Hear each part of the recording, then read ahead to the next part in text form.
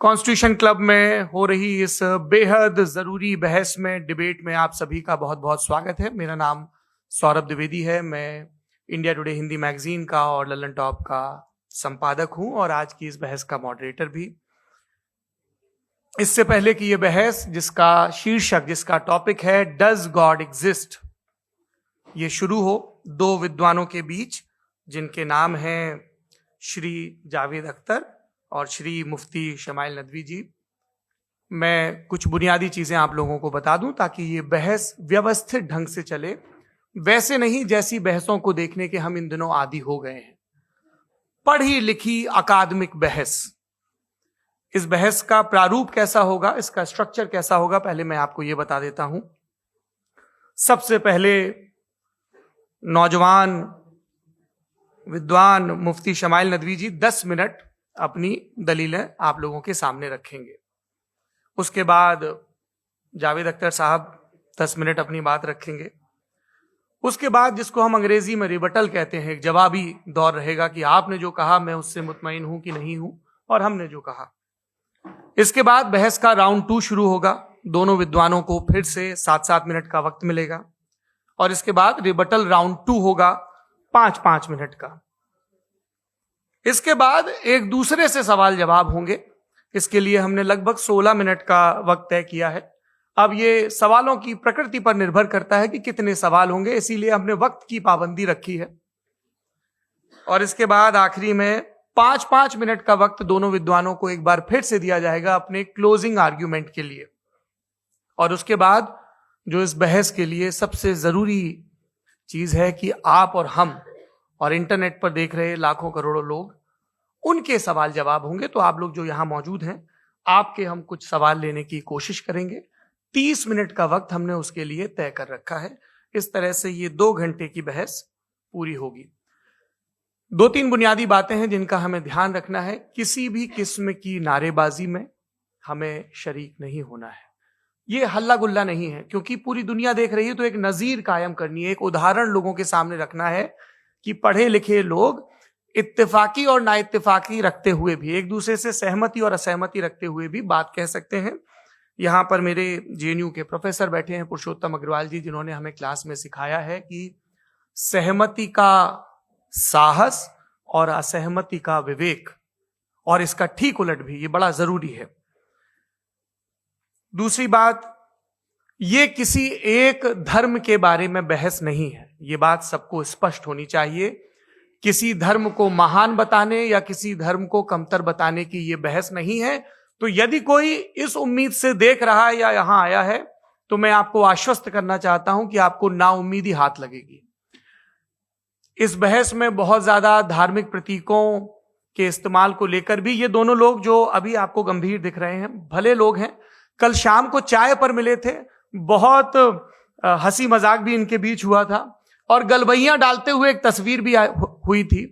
ये इस बात का प्रमाण है कि इंटरनेट पर जो हल्ला मचा हुआ है उसके मुकाबले ये दोनों लोग बहुत ही अच्छे शांत ढंग से बहस के लिए राजी हो गए हैं। ट्विटर की बातें ट्विटर तक सीमित, एलन मस्क आजकल उसको एक्स कहते हैं। और अब इस बहस की शुरुआत मैं इन विद्वानों का, हालांकि इनको परिचय की जरूरत नहीं, पर हो सकता है, हमें पत्रकारिता में सिखाया जाता है कि नेवर अज्यूम, विज्ञान भी यही कहता है। मुफ्ती शमाइल नदवी साहब इस्लामिक विद्वान, शिक्षाविद हैं, कोलकाता के वाहियान फाउंडेशन के संस्थापक हैं, लखनऊ की प्रतिष्ठित दारुल उलूम नदवतुल उलमा से ग्रेजुएशन किया है, सोशल मीडिया और सार्वजनिक मंचों पर अध्यापन और बौद्धिक कामों में सक्रिय हैं और इस समय इंटरनेशनल इस्लामिक यूनिवर्सिटी मलेशिया से पीएचडी कर रहे हैं। अच्छी बात यह है कि पढ़ाई के साथ साथ ट्रैवल ब्लॉग भी बनाते हैं। पेट्रोनास टावर के सामने का ब्लॉग हमने देखा। हमारे साथ जावेद अख्तर साहब हैं। जावेद अख्तर साहब कवि हैं, शायर हैं, गद्य भी लिखते हैं, फिल्मों के लिए संवाद लिखे हैं, गीत लिखे हैं। इससे इतर ये वैज्ञानिक सोच को लेकर या अपने डिक्लेयर्ड एथिज्म को लेकर भी मुखर रहते हैं और अपने तहीं रैशनैलिटी की बात करते हैं। देवियों और सज्जनों, डज गॉड एग्जिस्ट, इस सवाल का जवाब सब अपने अपने तहीं खोजने की कोशिश कर रहे हैं।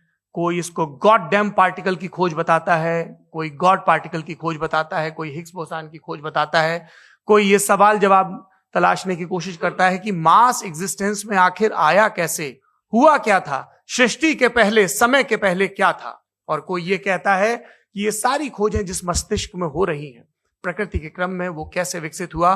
मैं उम्मीद करता हूं कि हम आज इन बुनियादी सवालों के कुछ जवाब हासिल करने में कामयाब हों।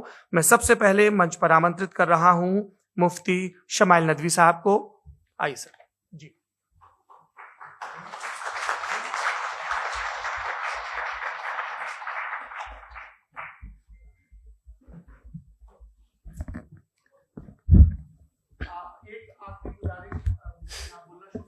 प्लीज अपने फोन लाइट मोड पे या साइलेंट मोड पे रखें। एक बार चेक कर ले, कई बार बेध्यानी हो जाती है।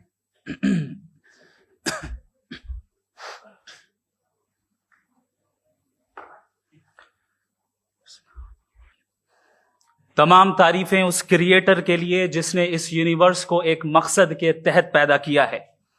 रिस्पेक्टेड जनाब जावेद अख्तर साहब, मिस्टर सौरभ द्विवेदी और respected audience, thank you all for being here today.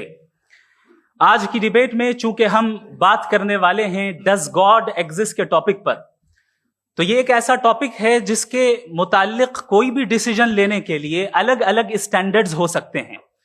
लिहाजा डिबेट के शुरू में यह जरूरी है कि हम ये जान लें कि आज के इस टॉपिक में कौन सा स्टैंडर्ड सही होगा और कौन सा गलत होगा। सबसे पहला स्टैंडर्ड जिसे मैं समझता हूं कि हमारे रिस्पेक्टेड जनाब जावेद अख्तर साहब बड़ी तेजी के साथ उसकी तरफ लपकेंगे, वो है साइंस। जबकि साइंस दर हकीकत खुदा के एग्जिस्टेंस को डायरेक्टली साबित करने या उसके एग्जिस्टेंस को डिनाई करने के लिए स्टैंडर्ड नहीं बन सकती। और उसकी वजह क्या है, ये मैं नहीं कह रहा, ये वो लोग कह रहे हैं जो साइंस के एक्सपर्ट्स हैं। नेशनल एकेडमी ऑफ साइंस कहती है science doesn't have the processes to prove or disprove the existence of God. Why? क्योंकि साइंस का ताल्लुक एम्पेरिकल एविडेंस से है और एम्पेरिकल एविडेंसेस का ताल्लुक हमारे नेचुरल और फिजिकल वर्ल्ड से है, जबकि गॉड नॉन फिजिकल और सुपर नेचुरल रियलिटी है। लिहाजा नॉन फिजिकल रियलिटी को आप उस टूल के साथ नहीं चेक कर सकते जिसका काम फिजिकल रियलिटी को तलाश करना है। लिहाजा आज इस डिबेट में गॉड की एग्जिस्टेंस को साबित करने या उसे डिनाई करने में साइंटिफिक एविडेंस को एक्सेप्ट नहीं किया जाएगा। दूसरा स्टैंडर्ड हो सकता है रेविलेशन, कि रेविलेशन के जरिए हम यह साबित करें कि गॉड एग्जिस्ट करता है या नहीं। लेकिन यह स्टैंडर्ड भी आज इररेलेवेंट है। क्यों? क्योंकि रेविलेशन मेरे नजदीक सोर्स ऑफ नॉलेज है, वैलिड सोर्स ऑफ नॉलेज है, लेकिन हमारे जावेद अख्तर साहब के नजदीक ये वैलिड सोर्स ऑफ नॉलेज नहीं है। लिहाजा आज की डिबेट में मैं एक भी एविडेंस किसी भी मजहबी स्क्रिप्चर से नहीं दूंगा ताकि जावेद अख्तर साहब के लिए वो अनएक्सेप्टेबल ना हो। तीसरा जो मेयार हो सकता है वो है ऑब्जर्वेशन, कि भाई कोई कहे कि हमें खुदा दिखाओ, अगर है तो दिखाओ, या ये कि खुदा के एग्जिस्टेंस पर एम्पेरिकल एविडेंस दो, तो यह है दर हकीकत गलत टूल का इस्तेमाल करना। यह ऐसा ही है कि जावेद साहब मुझसे यह मुतालबा करें कि मुफ्ती साहब आप मेटल डिटेक्टर के जरिए प्लास्टिक डिटेक्ट करके दिखाएं। अब चूंकि प्लास्टिक डिटेक्ट नहीं हो पा रही है, लिहाजा plastic does not exist. No, you are using the wrong tool.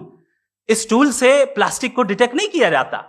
लिहाजा मैं समझता हूं कि गॉड के एग्जिस्टेंस पर एम्पेरिकल एविडेंस का मुतालबा करना एक बचकाना मुतालबा है, और हमारे रिस्पेक्टेड जनाब जावेद अख्तर साहब इस स्टेज से अब बहुत आगे निकल चुके हैं। अब बचता है एक ही स्टैंडर्ड, और वो स्टैंडर्ड है अक्ल, लॉजिक, रीजनिंग। और यही वो स्टैंडर्ड है जिसके तहत गॉड की एग्जिस्टेंस को साबित किया जाएगा या गॉड की एग्जिस्टेंस को डिनाई किया जाएगा। लेकिन चूंकि ये बहुत इंपॉर्टेंट और सेंसिटिव टॉपिक है, इसलिए लॉजिकल आर्ग्यूमेंट भी ऐसा होना चाहिए जो डेफिनेटिव हो, इनडेफिनेटिव ना हो, जो 2 और 2 4 की तरह बिल्कुल वाजे हो, जिसे लॉजिकली रिजेक्ट करना पॉसिबल नहीं हो। फॉर एग्जाम्पल हम कहें हमारे रिस्पेक्टेड मिस्टर सौरभ साहब, ये एक इंसान है और तमाम इंसान कॉन्शियस बीइंग है। लिहाजा नतीजा क्या निकला? हमारे सौरभ साहब भी कॉन्शियस बीइंग है। क्या ये इंडेफिनेट आर्ग्यूमेंट है या डेफिनेट आर्ग्यूमेंट है? ये डेफिनेट आर्ग्यूमेंट है। ये 2 और 2 की तरह वाजे है।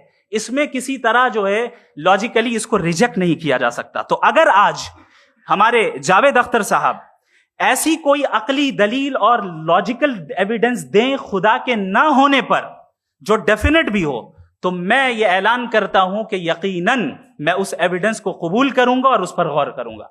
लेकिन साथ में यह भी ऐलान कर देता हूं प्रेडिक्शन के तौर पर कि ऐसा कोई डेफिनेट आर्ग्यूमेंट कोई नहीं पेश कर सकता।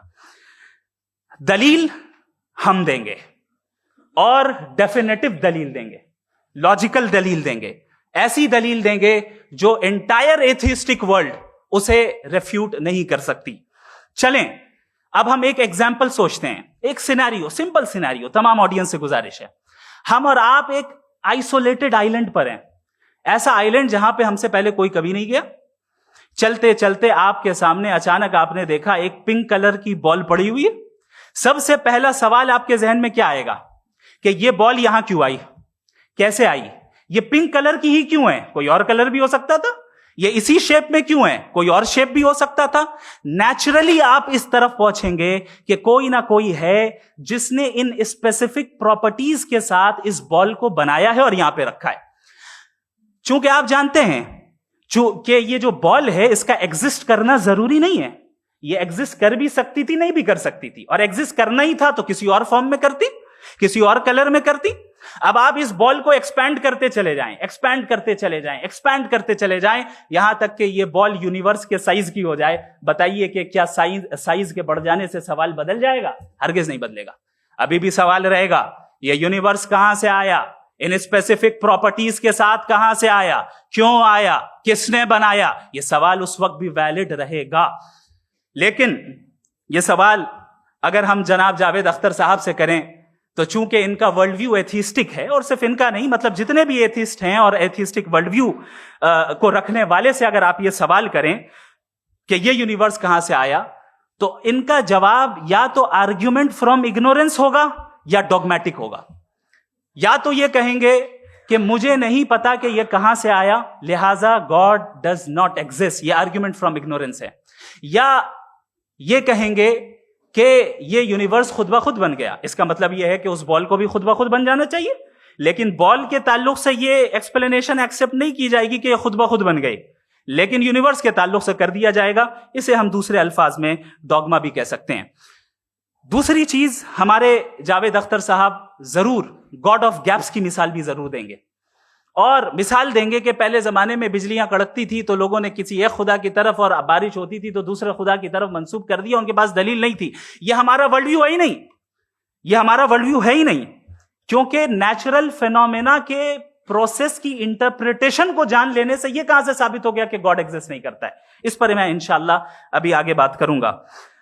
आप हजरात ये भी देखेंगे, और मैं ये एक्सपेक्ट करता हूं कि हमारे रिस्पेक्टेड जनाब जावेद अख्तर साहब जरूर इमोशनल आर्ग्यूमेंट्स भी देंगे, जो कि एक लॉजिकल फेलेसी है जब बात आती है ट्रुथ को डिसाइड करने में। क्यों? मिसाल के तौर पर वो कहेंगे कि अगर गॉड है तो ईविल क्यों एग्जिस्ट करता है, जबकि मैं कहता हूं ईविल का एग्जिस्ट करना गॉड के एग्जिस्ट करने की दलील है, उसके खिलाफ नहीं है। चूंकि अगर गॉड है तो हम सब उसके सामने अकाउंटेबल हैं, और अगर हम अकाउंटेबल हैं तो अकाउंटेबिलिटी के लिए ईविल का मौजूद होना जरूरी है, उसके बगैर हम अकाउंटेबल नहीं हो सकते। और अगर हम अकाउंटेबल नहीं हैं तो हम जनाब जावेद अख्तर साहब से पूछेंगे कि आप बताएं कि फिर सफरिंग इस दुनिया में क्यों है? अगर खुदा नहीं है तो सफरिंग क्यों है? और उन लोगों के जज्बे का क्या जिनके अंदर सफरिंग के बाद इंतकाम लेने का जज्बा पाया जाता है और वो इस दुनिया से ऐसे ही चले गए, क्या उनकी सारी तकलीफें बेकार चली जाएंगी? अब आ जाएं उसी एग्जाम्पल की तरफ कि बॉल, मुझसे अगर कोई पूछे इस बॉल को किसने बनाया और या इस एक्सपेंडेड बॉल को किसने बनाया, मैं कहूंगा कि चूंकि ये यूनिवर्स और इस यूनिवर्स की तमाम चीजें कॉन्टिंजेंट हैं। कॉन्टिंजेंट होने का मतलब ये होता है कि जो अपने एग्जिस्टेंस पे किसी के ऊपर डिपेंड करती हो, तो जाहिर है ये यूनिवर्स कॉन्टिंजेंट है। और अगर कोई चीज कॉन्टिंजेंट नहीं है तो मैं रिक्वेस्ट करूंगा कि मुझे दिखा दें कि कौन सी चीज यूनिवर्स में कॉन्टिंजेंट नहीं है, हम भी जरा गौर कर लें और हम भी देख लें। और जब कॉन्टिंजेंट चीजें मौजूद हैं तो फिलोसोफर्स की इस्तिलाह के मुताबिक, हम उस टर्मिनोलॉजी के मुताबिक, हम उस जगह तक पहुंचते हैं और उस हस्ती तक पहुंचते हैं जिसे नेसेसरी बीइंग कहा जाता है, कि ये वो नेसेसरी बीइंग है जिसका मौजूद ना होना नामुमकिन हो। क्योंकि अगर ये मौजूद ना हो तो सारी चीजें एग्जिस्टेंस में आएंगी ही नहीं, और ये सारी कॉन्टिंजेंट चीजें उसी के ऊपर डिपेंड करती हैं। अब अगर आप ये सवाल करते हैं कि फिर उस हस्ती को किसने बनाया, फिर उसका कॉज क्या है, फिर उसका कॉज क्या है, फिर उसका कॉज क्या है, और एंडलेसली चले जाएं, इसे हम कहते हैं इन्फिनिट रिग्रेस ऑफ कॉजेस, जो कि लॉजिकल फैलेसी है। कॉन्सेप्चुअली इंफिनिटी पॉसिबल है। मिसाल के तौर पे न्यूमेरिकल्स 1 2 3 गिनते चले जाएं, इन्फिनिट नंबर्स हैं। मैं कॉन्सेप्चुअली बात नहीं कर रहा, प्रैक्टिकली रियलिटी में साबित करके दिखाएं कि infinite regress of causes possible है या नहीं। अगर पॉसिबल है तो हम मान लेंगे, मिसाल दे दें, और पॉसिबल नहीं है तो एक ही ऑप्शन बचता है जिसे हम कहते हैं नेसेसरी बीइंग। ऐसी नेसेसरी बीइंग जो इंडिपेंडेंट है, क्योंकि अगर वो डिपेंडेंट हुई तो वो नेसेसरी नहीं रहेगी। ऐसी इंडिपेंडेंट बीइंग जो इटर्नल है, अगर वो इटर्नल नहीं होगी, उसकी बिगिनिंग होगी तो वो खुद कॉन्टिंजेंट है। ऐसी बीइंग जो पावरफुल है, क्योंकि कॉन्टिंजेंट को एक्चुअलाइज करने के लिए पावर चाहिए। ऐसी बीइंग जो इंटेलिजेंट है और नॉलेजेबल है, क्योंकि ये यूनिवर्स स्पेसिफिक फॉर्म और स्पेसिफिक लॉज ऑफ नेचर के तहत प्रिसाइजली चल रहा है। Thank you. थैंक यू मुफ्ती साहब। मैं इन दलीलों के बाद जावेद अख्तर साहब से गुजारिश करूंगा, आप बैठ के बोलना चाहेंगे हमारे? जी।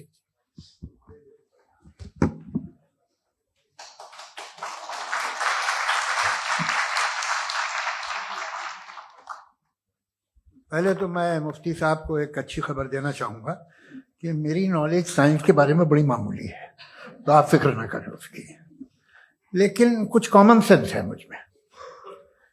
देखिए, ये खुदा का तस्वुर कोई नया तस्वुर नहीं है, ये सदियों से रहा है। ये कुछ रिलीजन 3000 साल पुराने होंगे, 4000 साल पुराने होंगे, लेकिन इंसान कोई 10,000 12,000 साल से एग्जिस्ट करता है होमोसेपियन की शक्ल में, और हमेशा कुछ ना कुछ मजहब रहे। ये मजहब जाहिलों के नहीं थे, ये मजहब एक ऐसी ग्रीक सोसाइटी के थे जहाँ बड़े बड़े फिलोसफर पैदा हुए। ये मजहब इजिप्शियंस के थे जिन्होंने पिरामिड्स बनाए थे। ये रोमन्स के थे कि जिनका आर्किटेक्चर और सेनेट यानी पहली बुनियाद डेमोक्रेसी की, लिमिटेड थी मगर डेमोक्रेसी थी, ये उन लोगों ने किए थे। तो इनका जो जुपिटर था, रा था, ज़्यूस था, उन्हें उस पर इतना ही एतमाद था जितना आज किसी मजहबी आदमी को अपने खुदा पे होगा। क्रिश्चियनिटी आने से पहले यूरोप में एक मजहब था, जर्मेनिक रिलीजन। उसका एक खुदा था, उसकी एक बीवी थी, उसके 2 बेटे थे, एक बेटी थी। फिर जर्मनी में जब यूरोप में क्रिश्चियनिटी आई तो वो खुदा, उसकी बीवी और पूरे खानदान चला गया। तो हमने, अगर हम हिस्ट्री देखें तो खुदा जो है वो ज़्यादातर फ़ानी है, वो हमेशा रहे नहीं। और वो जो लोग इन्हें मानते थे उनको आप कहें वो तो जाहिल थे, उन्हें तो कुछ पता ही नहीं था, ऐसा नहीं है। वो अपने वक्त में बड़े काबिल लोग थे और अपने वक्त में उन्होंने बड़े बड़े काम किए हैं, फिलोसफर्स थे, साइंटिस्ट थे, लेकिन उनका मजहब कहाँ गया, उनके खुदा कहाँ गए? आज जो खुदा हैं दुनिया में लोग उन्हें मानते हैं। आपको क्या मालूम कि कितने बरसों के बाद क्या होने वाला है? हम यूरोप में देखते हैं तो चर्च खाली हैं। तो वक्त के साथ चीजें बदलती हैं। जहां तक इसका ताल्लुक है मजहबों का, हर मजहब आपसे एक चीज मांगता है, फेथ।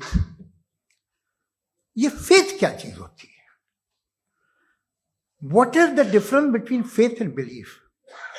ये तो बहुत ही अहमकाना बात होगी कि कोई आदमी कहे साहब अगर खुदा है तो मुझे दिखाइए। ये तो जाहिलाना बात हुई। मैंने तो नॉर्थ पोल नहीं देखा है, मगर मैं मानता हूं कि नॉर्थ पोल है। मैं क्यों मानता हूं? इसलिए कि अगर ये दुनिया राउंड है तो उसका कोई टॉप होगा। कुछ लोग हैं जो वहां गए भी हैं, कॉमन सेंस कहता है कि ऐसा होगा, सबूत है, गवाह है, रीजन है। तो ये मेरा फेथ नहीं है। तो फेथ में और बिलीफ में डिफरेंस क्या है? जो मजहब मांगता है आपसे, हर मजहब फेथ मांगता है। फेथ का मतलब ये है कि ना कोई गवाह हो, ना कोई सबूत हो, ना कोई रैशनल हो, ना कोई लॉजिक हो, ना कोई प्रूफ हो, मगर तुम एक बात को मानो। ये है फेथ। वरना बिलीफ होता। अगर इसमें कुछ भी सबूत होते, गवाह होते, तो फिर इसे आप बिलीफ कहते हैं। जैसे मेरा बिलीफ है कि नॉर्थ पोल है, मेरा फेथ थोड़ी है। फेथ इन तमाम शर्तों को रद्द करता है। तो फिर स्टुपिडिटी क्या है? अगर मैं एक बात ऐसी मानूं जिसकी ना कोई लॉजिक है, ना कोई रैशनल है, ना कोई प्रूफ है, ना कोई गवाह है, ना कोई सबूत है, और मैं उसे मानूं, तो ये स्टुपिडिटी हुई। इसे ही भाई कल को मैं यकीन कर लूं कि एलॉन मस्क जो है मेरा भाई है, तो मुझे इंतहाई खुशी होगी, सुकून भी बहुत मिलेगा मुझे। लेकिन और कहे भाई क्यों मानते हो, क्या सबूत है भाई, वो तो अमेरिकन है और तुम तो इंडियन हो, वो तो नस्ल अलग है, तुम्हें कभी मिले भी नहीं। साथ देखिए मेरा फेथ है, इस पे बात न किया। फेथ का मतलब ही यह है कि आप प्रूव नहीं कर सकते। अगर आप प्रूव कर सकते हो तो फेथ की जरूरत ही नहीं, फिर तो आप बात करेंगे, आप कितनी बहस कर लीजिए। अल्टीमेटली दुनिया का हर मजहब फेथ पे टिका है, और फेथ का मतलब है एक ऐसा यकीन जिसका कोई सबूत, कोई गवाह, कोई रैशनल नहीं। अब आप ये कहें, क्या आप ये क्यों कह रहे हैं कि साहब ये कायनात किसने बनाई? कमाल ये है कि आपने बताया कि एक आइलैंड पे गए और एक बॉल देखी। आपने ये नहीं कहा कि आइलैंड किसने बनाया, आपको सिर्फ बॉल पे हैरत हुई। हमने आइलैंड पे हमने हैरत नहीं की, होते हैं आइलैंड। इसी तरह ये आइलैंड है, सितारे, ये गैलेक्सीज, ये सब आइलैंड हैं खला में। हम उन्हें टेकन फॉर ग्रांटेड लेते हैं, हम पूछते नहीं किसने बनाए। आपने जजीरे के बारे में भी नहीं पूछा है। मेरी पैदाइश कैसे हुई? क्या मैं प्लान्ड पैदा हुआ था? I was plan to be born, या एक लकी स्पर्म था जो किसी एग से चिपक गया? मेरी पैदाइश रैंडम। और इंसाफ जिसे आप कहते हैं, इंसाफ का तो नेचर से कोई वास्ता ही नहीं। जो आप कहते हैं कि एक दिन इंसाफ मिलेगा, इंसाफ is a human concept, nature में कोई इंसाफ नहीं। अगर शेर हिरन को खा जाता है तो उसे कोई सजा नहीं मिलती। अगर एक आंधी आती है और हरे भरे पेड़ों को उखाड़ के फेंक देती है तो आंधियों की जेल नहीं होती है। नेचर में इंसाफ नहीं, इसलिए मुझे नेचर को इंसाफ की जरूरत भी नहीं। नेचर तमाम एक है। अब हम कहें कि साहब ये देखिए जो मैंने खाना खाया था, ये मेरी आंख तो नहीं यूं कर दिया उसे, तो इसे सजा मिलनी नहीं, वो सिस्टम है, ऐसे ही चल रहा है। नेचर बगैर इंसाफ के है। इंसाफ इज अ ह्यूमन कॉन्सेप्ट। तो जो आपसे कहता है कि मैं तुम्हें इंसाफ दूंगा, वो इंसानी जहन की पैदावार है। ये नेचुरल है ही नहीं, ये आसमानी है ही नहीं। नेचर का तसव्वुर, इंसाफ का तसव्वुर। भाई आप साथ मिलते हैं, अब आप लेफ्ट हैंड ड्राइव करते हैं, ये क्या है? तमाम सच, तमाम नेकी, तमाम शराफत लेफ्ट हैंड ड्राइव है। वरना क्या होगा, या तो आप क्रॉस कर देंगे, आपका एक्सीडेंट हो जाएगा, या आप किसी को मार देंगे, या ट्रैफिक जैम हो जाएगा। झूठ, बेईमानी, रिश्वतखोरी, ये तमाम जो है driving on the wrong side, इसके ऊपर कुछ नहीं। ये तो हमने बनाया, जैसे हमने लेफ्ट हैंड ड्राइव बनाई है। ये कॉन्सेप्ट ऑफ इंसाफ जो है ये हमारा है, इसका नेचर से कोई वास्ता नहीं। शेर खा जाता है हिरन को, उसे जेल होती है क्या? कुछ भी नहीं, है ही नहीं। तो ये जो दुनिया के रिलीजन प्रॉमिस करते हैं आपसे इंसाफ, इसी से मालूम होता है कि ये मैन मेड है। ये तसव्वुर कहीं और का है ही नहीं। जो नेचर है, कुछ लोग कहते हैं नेचर ही खुदा है, तो नेचर में तो इंसाफ नहीं कहीं। और आप वादा कर रहे हैं कि तुम्हें मरने के बाद इंसाफ मिलेगा। मुझे अगर मिलेगा तो मैं बहुत खुश होऊंगा, लेकिन मैं यकीन नहीं कर पाता हूं, इसलिए कि मैं फेथ नहीं पैदा कर सकता। The very fact that religion demand faith, इसका मतलब है कि उनके पास जस्टिफिकेशन नहीं है। अच्छा साहब, फिर रिलीजन अगर मॉडरेशन में है, कोई सा भी रिलीजन, वो आप में कुछ खूबियां भी पैदा करता होगा। देखिए उससे ये फायदा है, वो फायदा है। अल्कोहल जो है वो ज्यादातर दवाओं में यूज होती है। और एक सर्वे किया गया था अमेरिका में कि लॉन्जेटिविटी किन लोगों की है, तो एक तरफ वो लोग थे जो शराब पीते ही नहीं थे और एक तरफ वो थे जो एक बोतल शराब रोज पीते थे। सबसे ज्यादा लंबी उम्र उनकी है जो 2 पैक नाप के शराब पीते हैं और खाना खाते हैं। मगर हम शराब को बुरा समझते हैं, मैं भी बुरा समझता हूँ। क्यों? ऐसा होता नहीं। कुछ चीजों में आदत होती है जो बढ़ती है। आज तक में एक आदमी दूध पीता है, आप 10 साल बाद भी मिलेंगे तो एक ही गिलास पीता होगा। ऐसा नहीं होता, सुबह से दूध पीता रहता है। मिल्कोहलिक मैंने नहीं देखे, अल्कोहलिक होते हैं। ये टेंडेंसी है मजहब की कि वो बढ़ता है, जैसे कैंसर बढ़ता है, जैसे शराब बढ़ती है। कुछ लोग होंगे जो उसे सही तरह से यूज करते। मुझे यकीन है कि हमारे मुफ्ती साहब भी उनमें से एक, इनसे बहुत खुशी हुई मुझे इनसे मिलकर। लेकिन कितने लोग हैं कि आज आप देखते हैं दुनिया में जो तबाहियां हैं, इनमें कितना हाथ है उन लोगों का जो बिलीवर कहते था मजहब ये नहीं कहता, ना कहता होगा, मगर जब ये मजहब पीते हैं तो ऐसे बिहेव करते हैं। थोड़ा सा अगर हो तो शायद बहुत अच्छी बात, लेकिन शराब थोड़ी सी नहीं रहती, उसमें टेंडेंसी है पहले। थोड़ा सा अगर 2-3 कैंसर के सेल हो ना बॉडी में तो आदमी स्लिम रहेगा, लेकिन वो 2-3 सेल नहीं रहते, वो मल्टीप्लाई होते हैं।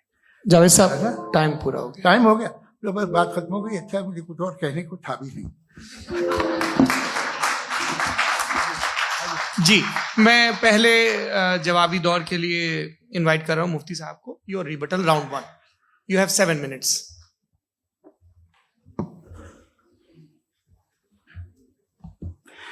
Thank you very much Javed साहब। आपकी बात को सुनकर बड़े महजूज हुए हम लोग। महजूज, do you understand? We enjoyed. Okay, अब थोड़ा सा लॉजिकली उसको हम लोग देखते हैं। दरअसल हम लोगों ने कल गुजारिश की थी मुफ्ती साहब से भी, जावेद साहब से भी, कि हिंदुस्तानी जबान आम फहम सबको समझ में आ जाए और जहां कहीं आप मुश्किल शब्द इस्तेमाल करें वहां बताते भी चलें। Thank you. तो सबसे पहले हमारे रिस्पेक्टेड जावेद साहब ने हवाला दिया कि खुदा फानी है। कितने मजहब आगे चले गए, किसी ने जुपिटर को खुदा माना, किसी ने किसी को माना। मैं कहता हूं जिसने कॉन्टिंजेंट चीज को खुदा माना, गलत माना, वो खुदा ही नहीं, वो खुदा ही नहीं है।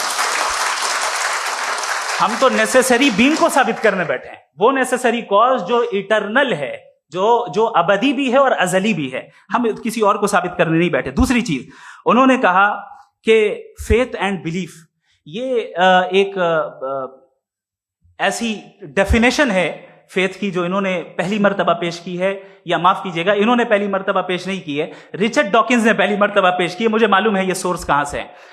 एपिस्टेमोलॉजिकली फेथ और बिलीफ का फर्क आप इस तरह नहीं कर सकते सर। फेथ सही भी होता है, गलत भी होता है। बिलीफ सही भी होता है, गलत भी होता है। जो लॉजिक, रीजन और एविडेंस से बैक्ड होगा वो फेथ सही होगा। और आप जिस फेथ की बात कर रहे हैं कि इलॉजिकल है और उसके पीछे नहीं है, तो we are on the same page. हम नहीं मानते उस फेथ को।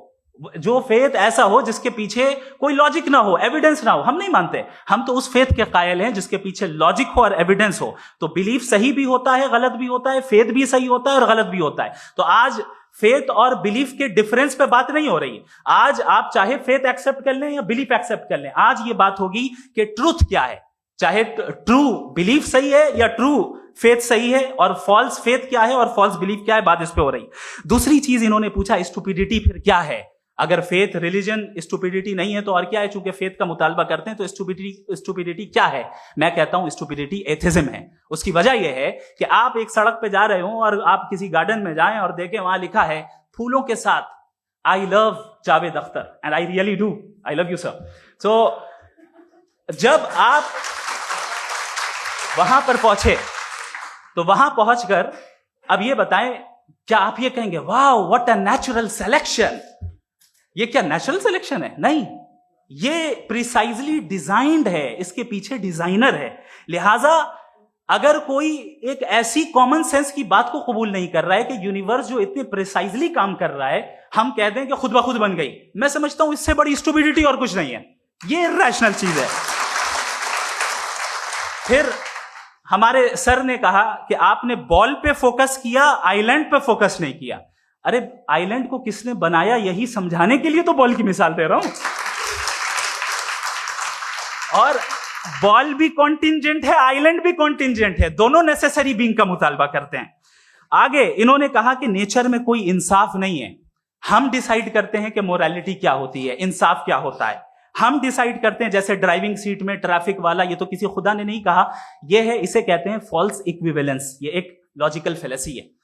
आपने जो है मिसाल दी ड्राइविंग की और ट्रैफिक की, ये सब्जेक्टिव मोरालिटी है। आप सब्जेक्टिव मोरालिटी को मिसाल बनाकर ऑब्जेक्टिव मोरालिटी के ऊपर नहीं थोप सकते। इंसाफ की ऑब्जेक्टिव मोरालिटी है। अगर आप ये कहते हैं कि नेचर में इंसाफ नहीं है, तो इंसाफ का न होना ये नेचुरल हुआ, तो फिर नेचर को नेचर रहने दे, क्यों हम इतना स्ट्राइव कर रहे हैं दुनिया में इंसाफ लाने के लिए? ये तो इलॉजिकल बात है, इर्रेशनल बात है।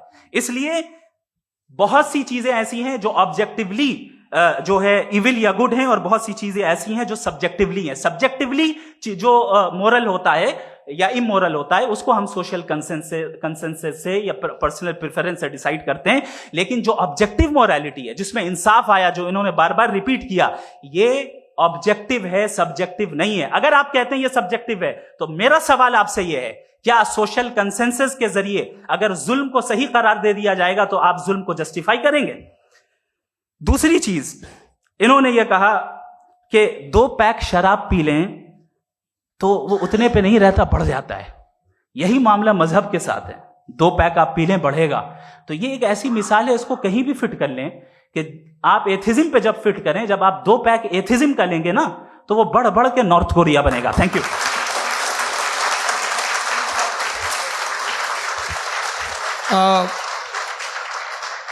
फर्स्ट राउंड के रिबटल के लिए मैं जावेद साहब को इनवाइट कर रहा हूं। आपके पास 7 मिनट का वक्त है, रीसेट कर दीजिएगा प्लीज। मुझे इस बात की खुशी है कि मुफ्ती साहब ने भी मान लिया कि नेचर में कोई इंसाफ नहीं है।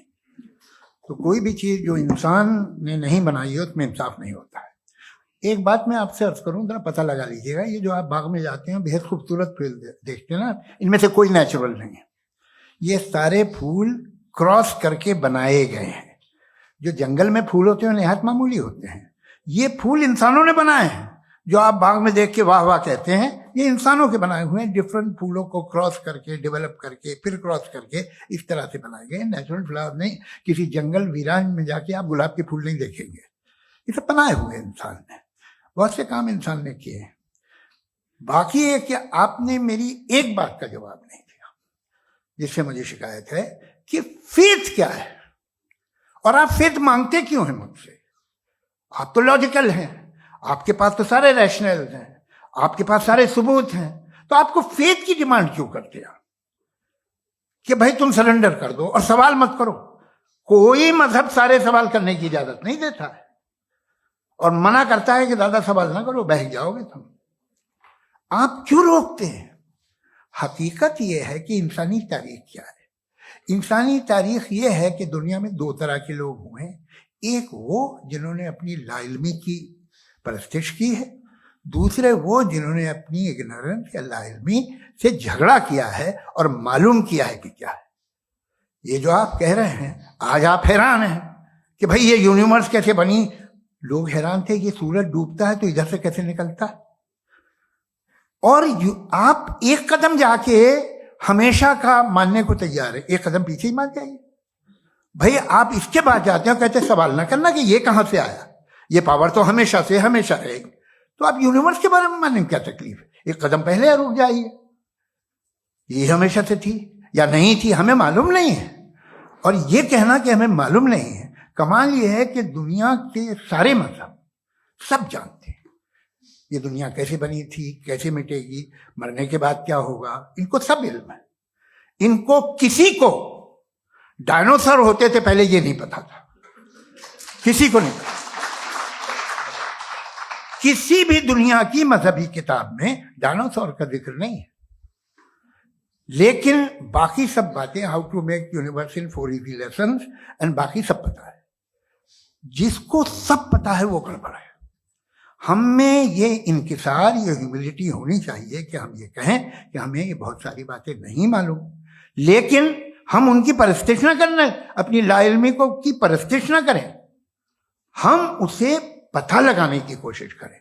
जिस दुनिया में आप बैठे हैं सर, ये हॉल जो है, ये इलेक्ट्रिसिटी जो है, ये माइक जो है, जिस हवाई जहाज से आप आए थे, वो जिस कार से आप यहाँ आए हैं, ये सब उन लोगों की बनाई हुई है जिन्होंने सवाल किए थे।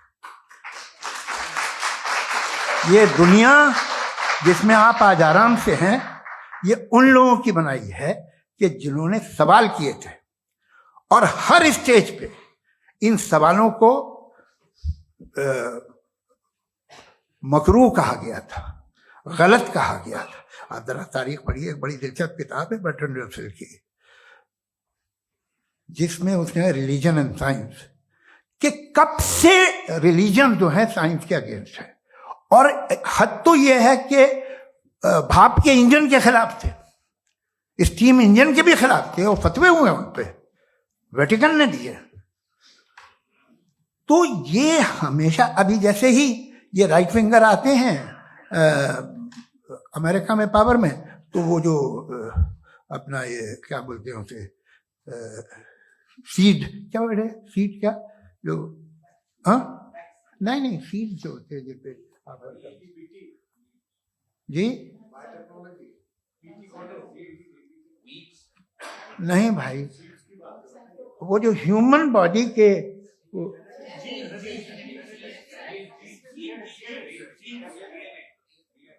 उस पर रिसर्च बंद हो जाती है, रिपब्लिकन नहीं करने देते।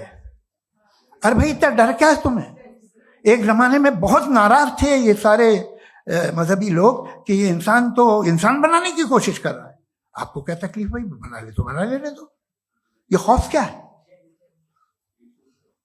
और ये सब आज जो आप कह कर रहे हैं नामुमकिन है, ये कैसे हुआ? मुझे एक किस्सा याद आता है। जब मैं 6ठी क्लास में था तो मैं मैथमेटिक्स में बहुत वीक था, तो एक टीचर रख दिया गया, उसने 1 2 3 4 5 6 7 तो सिखा दिया मुझे। वो दिन मैं भूल नहीं सकता हूँ मुफ्ती साहब, जिस दिन उसने ये बताया कि 1/2 क्या होता है और 3/4 क्या होता है। मुझे ऐसा लगा कि मेरा सर बीच से फट जाएगा। यह आदमी कह रहा है कि जो दीवार के अंदर जाओ वॉक करते हुए। आज हंसता हूं मैं इस बात पे। तो आज जो बातें आपके जहन से बिल्कुल परे हैं और आप हैरान होते उन्हें देख के, एक वक्त आएगा कि मामूली लगेंगे। और हुआ है, आपकी इंसानी तारीख ही है। इतनी जल्दी सारे फैसले आप मत कर लीजिए, थोड़ा ये ह्यूमिलिटी रखिए कि भाई ये हमें नहीं मालूम। ये कहने में क्या है, ये यूनिवर्स कहाँ तक फैली, ये कब से है और कब तक रहेगी, हमें नहीं मालूम। आपने फैसला कर लिया कब बनी। ये आपके हिसाब से कोई 14 बिलियन ईयर बनी जो समझा जाता है। उससे पहले हजारों करोड़ों अरबों साल तक खुदा बैठा क्या कर रहा था? खामोश बैठा था, ऐसे ही जमाइयां ले रहा था। फिर उसे आइडिया आया, यार एक काम करते, वक्त अच्छा गुजर जाएगा, यूनिवर्स बनाते। सोचिए, वो तो हमेशा से है ना, मगर यूनिवर्स हमेशा से नहीं है, ये तो बनाई गई है। और उससे पहले क्या था, इनका क्या काम था? कैसी बात है, ये बड़ा आसान है। जो बात हमें आज धीरे धीरे पता चली है, बरसों 2000 और 2500 साल पहले आपको किसी ने बता दिया कि क्या था, आप मान गए, और तब से वही मान रहे हैं जो 2500 साल पहले कहा गया था। सब कुछ बदल गया है, सॉल्व हो रही है चीजें। अभी साइंस बिल्कुल दावा नहीं करती, या कोई फिलोसफर ये दावा नहीं करता कि हमें सब मालूम, बल्कि वो कहता है कि हमें जितना मालूम होता है उससे ये मालूम होता है कि हमें कितना कम मालूम। तो हम अपनी जहालत से लड़े, उसकी परस्तिश ना करें। जी, time. Thank you so much. मैं तर्कों की श्रृंखला में राउंड 2 के लिए मुफ्ती साहब को आमंत्रित कर रहा हूं। आपके पास एक बार फिर से 7 मिनट का वक्त है। शुक्रिया। जनाब जावेद अख्तर साहब कई मर्तबा दोहरा रहे हैं कि फेथ का मतलब बताइए, फेथ का मतलब बताइए। मैंने बता दिया, फेथ सही भी होता है, गलत भी होता है। और आज हम फेथ पे बात नहीं कर रहे, हम ट्रुथ और डज गॉड एग्जिस्ट पे बात कर रहे हैं। क्या डज गॉड एग्जिस्ट, ये ट्रुथ यानी गॉड है या नहीं है, इसमें से दोनों ट्रुथ क्या है। अब आप उसे फेथ कह लें, बिलीफ कह लें, नॉट माई बिजनेस। उसके बाद आपने कहा कि भाई सवाल करने से मजहब रोकता है। मैं कहता हूं जो रोकता है वो रोकता होगा, मैं नहीं रोकता, बल्कि सवाल करें, सवाल करना चाहिए। सवाल कर करके तो हम आगे बढ़ते हैं, तरक्की करते हैं, और इसीलिए मैं आज यहां पे आया हूं। लेकिन सवाल सिर्फ खुदा से नहीं होगा, आपसे भी होगा। सवाल एथिज्म से भी होगा, सवाल सिर्फ मजहब से नहीं होगा, सबसे होगा। और आज मैं सवाल करूंगा और उम्मीद है कि आप जवाब देंगे। अभी तक आपने वैसे कॉन्टिंजेंसी आर्गुमेंट का कोई जवाब नहीं दिया है। चलें, आपने कहा यूनिवर्स के बारे में इटर्नल क्यों नहीं बोल देते। ये चूंकि लॉजिकली पॉसिबल ही नहीं है कि यूनिवर्स इटर्नल हो। यूनिवर्स एक कॉन्टिंजेंट चीज है जो टाइम एंड स्पेस के पाबंद है, टाइम एंड स्पेस से बाउंड है। जो टाइम एंड स्पेस से बाउंड होगा वो कॉन्टिंजेंट होगा, जो कॉन्टिंजेंट होगा वो उसकी बिगिनिंग हुई होगी, जिसकी बिगिनिंग हुई होगी वो इटर्नल नहीं हो सकता। ये तो कॉमन सी बात है। आपने कहा कि किसी मजहबी किताब में डायनासोर का जिक्र नहीं है। अफसोस कि आज तक किसी मैथमेटिक्स की किताब में मुझे डायनासोर का जिक्र नहीं मिला। तो इसका मतलब मैथमेटिक्स की किताब बेकार है? नहीं, उसका वो टॉपिक नहीं है। रेवलेशन का और मजहबी किताबों का टॉपिक ये नहीं है कि आपको आके बताए साइकिल कैसे बनाते हैं या आकर ये बताएं कि जो है डायनासोर कब था। वो तो मोरालिटी सिखाने आया है, गॉड के बारे में बताने आया, नॉन फिजिकल रियलिटी की हकीकत को सिखाने के लिए आया। रिलीजियन साइंस को रोकता है? नहीं रोकता। अगर रोकता है तो गलत करता है। रिलीजियन साइंटिज्म को रोकता है, जिसमें हमारे जावेद साहब मुब्तला हैं। साइंस और साइंटिज्म में फर्क है। साइंटिज्म यह है कि आप समझें कि साइंस और साइंटिफिक मेथोडोलॉजी ये नॉलेज को हासिल करने का वाहिद सोर्स ऑफ नॉलेज है। यह है साइंटिज्म। हम इसे रिजेक्ट करते हैं। हम साइंस को तो तरक्की करते हैं। भाई आप हमारी पूरी तारीख कर लें, पढ़ लें तो आपको पता चल जाएगा। बहरहाल ये अलग टॉपिक है।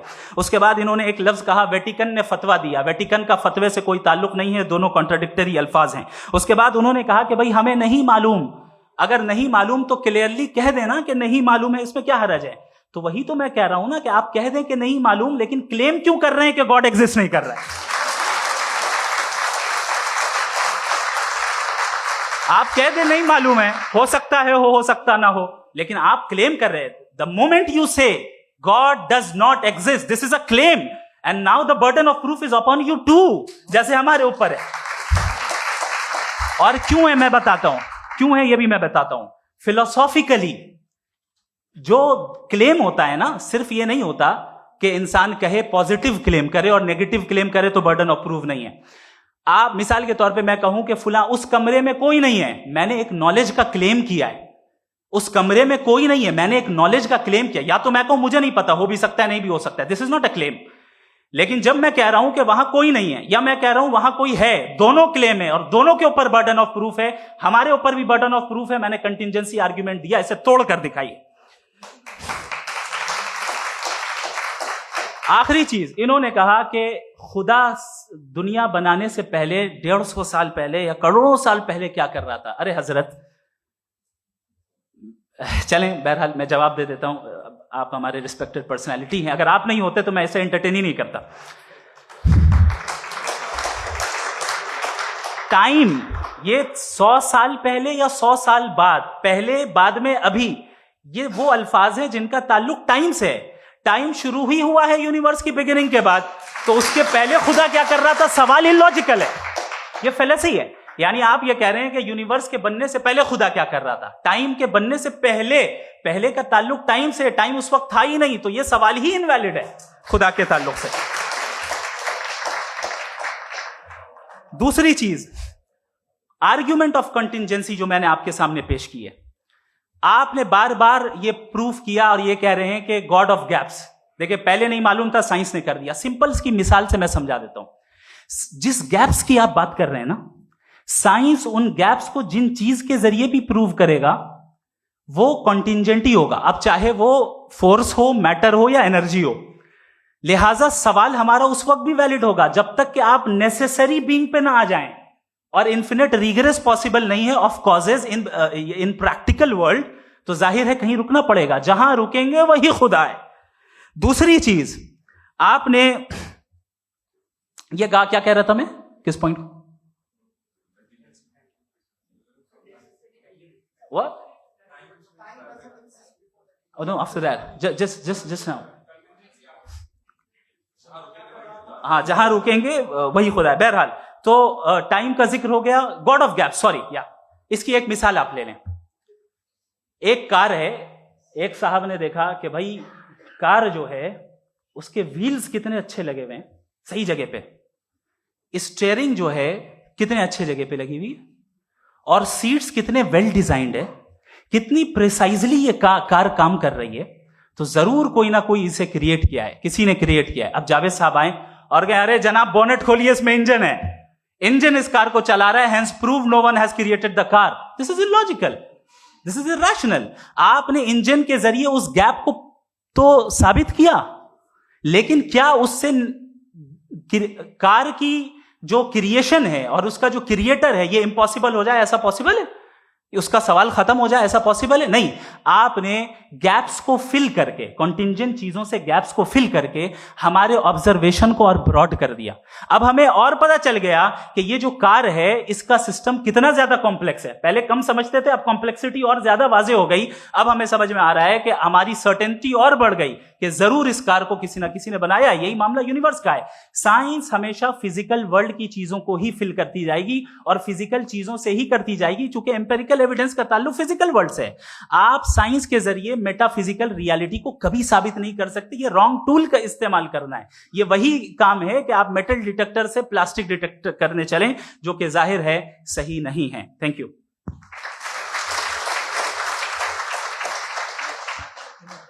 जी, ये आर्ग्यूमेंट का राउंड 2 है। हाँ। 7 मिनट है। पहले तो मैं आपसे अर्ज करूं कि आपने कहा कि जब कायनात ही नहीं थी तो वक्त भी नहीं था, कुछ भी नहीं था। कैसे नहीं था? खुदा था। एक एग्जिस्टेंस तो था ना खुदा का। तो जब खुदा था तो वक्त भी होगा। ऐसा नहीं कि कुछ भी नहीं था, खुदा था।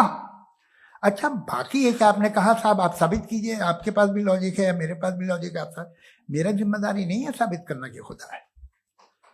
बर्ट्रैंड रसल ने बड़ी अच्छी बात कही। बर्ट्रैंड रसल ने बड़ी अच्छी बात कही। मैं आपसे अगर ये दावा करूं कि एक चाय की केतली मरीख के चारों तरफ घूम रही है, मार्स के चारों तरफ, तो यह आपका काम नहीं है कि आप साबित करें कि कोई चाय की केतली नहीं है। ये मेरा काम है, मैंने दावा किया है। ये दावा तो मजहबी लोग करते हैं कि खुदा है। मैं क्यों साबित करूं कि नहीं है? जब तक आप मुझे कन्विंस नहीं कर देंगे मैं नहीं मानूंगा। आपकी जिम्मेदारी है, मेरी जिम्मेदारी नहीं है। दोयम ये कि ये जो आप कह रहे हैं, जो गैप्स हैं, ये गैप जब जब किसी मजहब को चैलेंज करते हैं, जब ऐसा कोई बात आती है तो हंगामा हो जाता है कि जब वो चैलेंज करें किसी फेथ को। ये तमाम साइंस जो है इसे मुख्तलिफ जगहों पे मुख्तलिफ वक्तों में मजहब ने रोकने की कोशिश की है। ये किताब है religion and science, Bertrand Russell की, पढ़िएगा, अच्छी लगेगी आपको। तारीख ही है साइंस, मजहब की साइंस से उसका यही रिश्ता है। अच्छा, अब ये हम सोचें कि बहरहाल ये वजूद जो है मजहब और ये बिलीफ इन गॉड इंसान को बेहतर बना देता है। तो एक काम कीजिए, हिंदुस्तान वर्ल्ड का नक्शा लीजिए और मार्क कीजिए कि रिलीजन कहाँ कहाँ ज़्यादा है, कहाँ कहाँ, चाहे वो लैटिन अमेरिका हो या मिडल ईस्ट हो या फार ईस्ट हो या हिंदुस्तान के वो इलाके जहाँ मजहबियत ज़्यादा है। रख दीजिए नक्शा अलग। अब दूसरा नक्शा कि कहाँ कहाँ नाइंसाफी, रिप्रेशन, औरतों के हुकूक की पामाली, जुल्म, डिक्टेटरशिप कहाँ है। नक्शा एक ही होगा। तो आप मुझे बताएं कि जो इसका तरकीब इस्तेमाल क्या है। खुदा का तरकीब इस्तेमाल तो बताइए। आप छोटी सी दवा सड़क पे बेचते हैं, उसकी भी तरकीब इस्तेमाल बताते हैं। इसके इस्तेमाल से तो फायदे नहीं हुआ किसी को। जो सारे के सारे खराब मुल्क हैं, खराब समाज है, वो सारे जुल्म खुदा के नाम पे करते हैं। वो गलत करते हैं, सही करते हैं, मुझे क्या लेना देना उससे।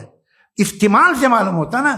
एक विस्की की बोतल कभी शायद देखी हो आपने, लाल रंग की होती है, उस पर रोशनी और छिपड़ा इंतहाई खूबसूरत लगती है। क्या बिगाड़ रही है किसी का? उसका इस्तेमाल गलत है, इसलिए आप उसे नापसंद करते हैं। इसका इस्तेमाल गलत है, इस तसव्वुर का इस्तेमाल ही गलत है और हमेशा से गलत हुआ है। आप देख लीजिए, इंसानी तारीख देख लीजिए, आज देख लीजिए, हिंदुस्तान देखिए, दुनिया देख लीजिए, क्या हो रहा है। इसे कैसे इस्तेमाल कर रहे हैं फेथ वाले लोग? क्या फेयर हैं, जस्ट हैं, जो अपने खुदाओं पे यकीन रखते हैं? वो किस तरह के लोग? वो लोगों को इंसाफ देते हैं, वो बेहतर इंसान बने। तो इस दवा का फायदा क्या है? चलो बहुत फायदा हो रहा तो मैं इस्तेमाल कर लूंगा। मुझे तो इस दवा का कोई फायदा दिखता ही नहीं। मुझे तो ऐसा लगता, मैं एक और बात बताऊं, अगर कोई आदमी मजहबी है और अच्छा आदमी है तो मैं उसकी बहुत इज्जत करता हूं, इसलिए कि मेरा ख्याल है मजहबी आदमी का अच्छा होना मुझसे अच्छा होने से ज्यादा मुश्किल है। भाई हर चीज की एक लिमिट है। आप इतना भाग सकते हैं, इतना नहीं भाग सकते, इतना वजन उठा सकते हैं, इतना नहीं उठा सकते, इतना दूर देख सकते हैं, इतना दूर नहीं देख सकते। उसी तरह कॉमन सेंस कहता है कि आप में नेकी का भी एक कोटा होगा। अब आप अगर सुबह जाते हैं अपनी इबादत गाह और इबादत करते हैं, तो बाहर निकलते हैं तो आप तो यही महसूस करते हैं कि आपने एक बहुत अच्छा काम किया, आपकी नेकी का एक बहुत बड़ा कोटा खर्च हो गया जिससे किसी का कोई फायदा नहीं। मैं तो नहीं जाता हूं तो मुझे तो किसी को खाना खिलाना पड़ेगा, किसी बेवा की मदद करनी पड़ेगी। मैं अपना कोटा कैसे कंज्यूम करूं? आप अपना कोटा, सारे मजहबी लोग इंतहाई यूजलेस कामों में यूज करते हैं। उसके बाद भी अगर आप में बच्ची है थोड़ी सी शराफत, तो भाई वाह क्या बात।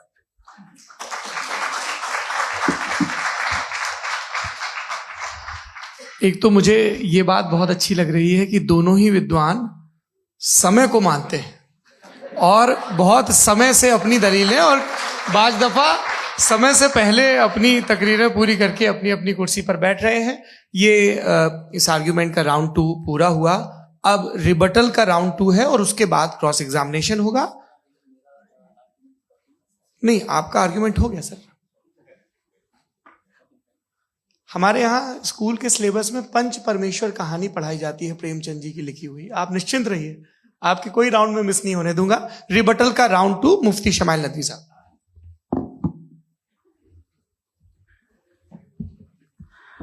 असल में जो हकीकी प्रॉब्लम है, असल प्रॉब्लम है, वो ये है कि जावेद साहब के पास कॉन्सेप्ट ऑफ गॉड क्लियर नहीं है। इन्होंने कहा कि कायनात से पहले खुदा तो था, तब भी तो टाइम होगा। ये टाइम कायनात का हिस्सा है। हम खुदा, उस खुदा को मानते हैं नेसेसरी बीइंग का टाइमलेस होना जरूरी है, चूंकि वो टाइम का क्रिएटर है। जब उसने टाइम को क्रिएट किया तो वो खुद टाइम पे कैसे होगा? उसने जब स्पेस को क्रिएट किया तो खुद स्पेस में कैसे होगा? अगर वो टाइम एंड स्पेस को पहले से ही उसका पाबंद है तो फिर किस चीज को उसने क्रिएट किया? लिहाजा ये सवाल गलत है कि खुदा था तो टाइम होगा। बिल्कुल नहीं, टाइम के पाबंद हम है, खुदा नहीं है। हम फिजिकल वर्ल्ड से ताल्लुक रखते हैं, वो मेटाफिजिकल रियलिटी है। दूसरी चीज इन्होंने मिसाल दी कि चाय की केतली हवा में घूम रही होगी, और पता नहीं शायद वो बर्टन रसल का उन्होंने हवाला दिया। बहरहाल यही प्रॉब्लम है। प्रॉब्लम यही है कि हम चीजों के दरमियान डिफरेंशिएट नहीं कर पाते। ये जो आपने मिसाल दी ये इमेजिनेशन है, और मैं जो साबित कर रहा हूं वो लॉजिकल नेसेसिटी है। आप इमेजिन करने आए तो कुछ भी करें, जुपिटर में पिंक एलिफेंट होगा, यूनिकॉर्न होगा, करें, उससे कायनात पे क्या फर्क पड़ता है? उससे आप लॉजिकल नेसेसिटी साबित नहीं कर सकते। मैं तो उस प्राइम कॉज की बात कर रहा हूं, उस नेसेसरी बीइंग की बात कर रहा हूं जिसके बगैर इस कायनात का एग्जिस्टेंस मुमकिन नहीं है। दूसरी चीज, मजहब को साइंस चैलेंज करती है वगैरह वगैरह, ये हमारा टॉपिक ही नहीं है।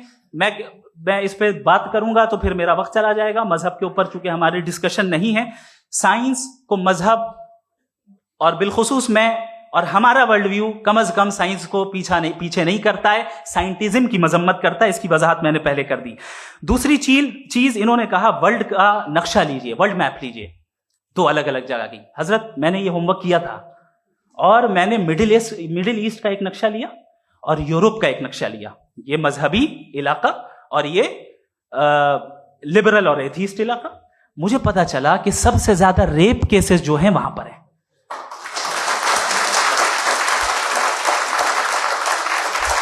मुझे ये पता चला यूएन की रिपोर्ट के मुताबिक, मैं ये अपने घर से नहीं लेके आ रहा, कि जो वर्किंग वुमेन है यूरोपियन कंट्रीज में, उसमें 81% वुमेन सेक्सुअल हैरेसमेंट का वर्क में शुमार हो रही है। ये मिडिल ईस्ट में नहीं हो रहा है, वो मजहबी लोग हैं इसलिए नहीं हो रहा है।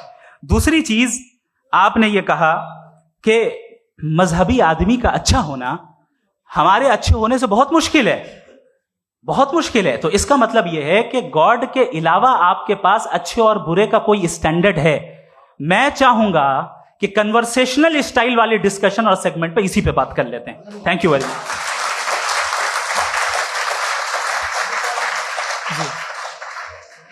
ये रिबटल का राउंड 2 है। आपके पास 5 मिनट का वक्त है और इसके बाद क्रॉस एग्जामिनेशन शुरू करेंगे। आप चाहे तो जो इन्होंने सवाल पूछे उनके जवाब आप रिबटल में भी दे सकते हैं। जी जी, देखिए, पहले तो ये बात कि ये मिसाल गलत नहीं है, गलत है।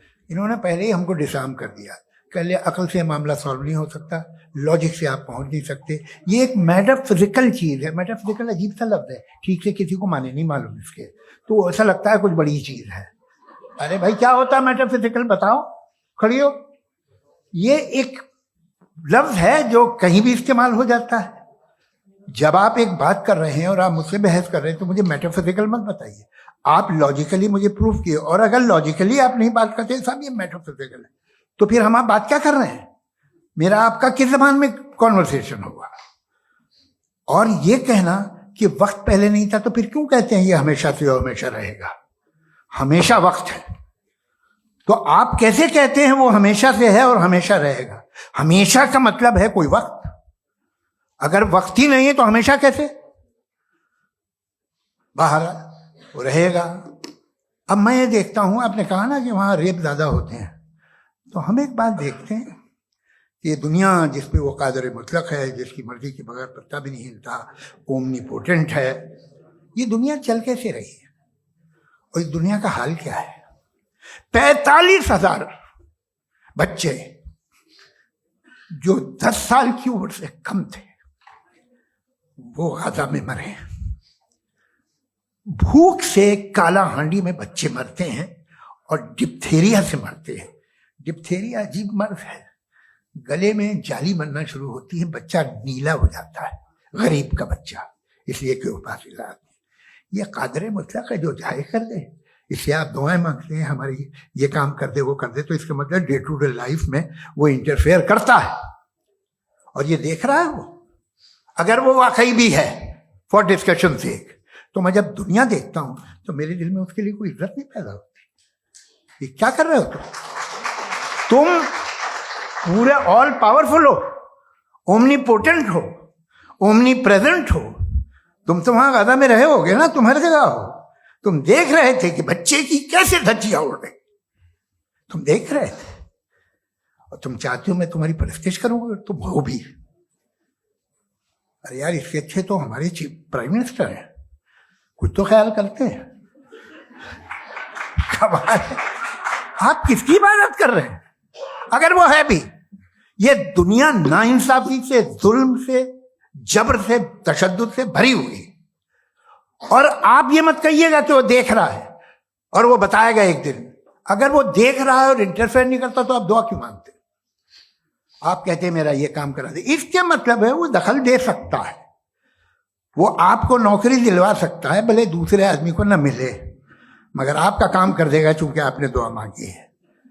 तो जब वो आपको नौकरी दिला सकता है, लड़की की शादी कर सकता है, बेटे को ग्रीन कार्ड दिलवा सकता है, तो कम से कम ये जो मर रहे हैं बच्चे, इनको रोक दे, कुछ तो कर।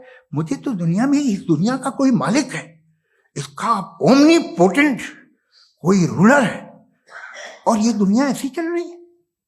मैं तो चाहूंगा कि भाई ना हो, अगर हो तो बड़ी शर्मिंदगी की बात है। शुक्रिया।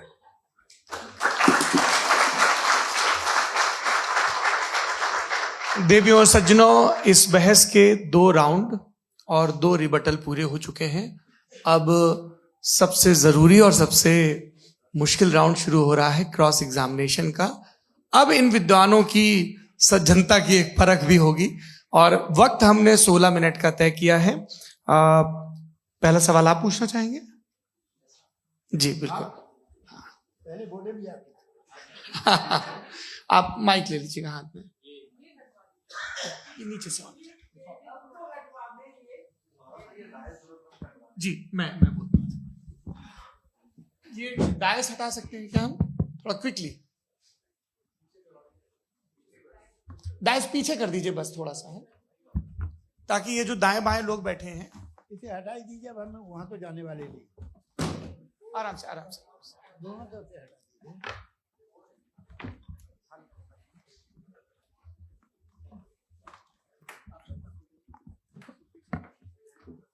इस बीच आप लोग भी अपने अपने सवाल तैयार कर लें। ये ध्यान रखेंगे कि मैं यहां से सवाल लूंगा, आप लोगों को अपना हाथ ऊपर करना है, अपना नाम बताना है और अधिकतम 3 वाक्यों में अपना सवाल पूरा करना है। कई लोग सवाल की जगह भाषण देने लगते हैं, उससे आज बचना है।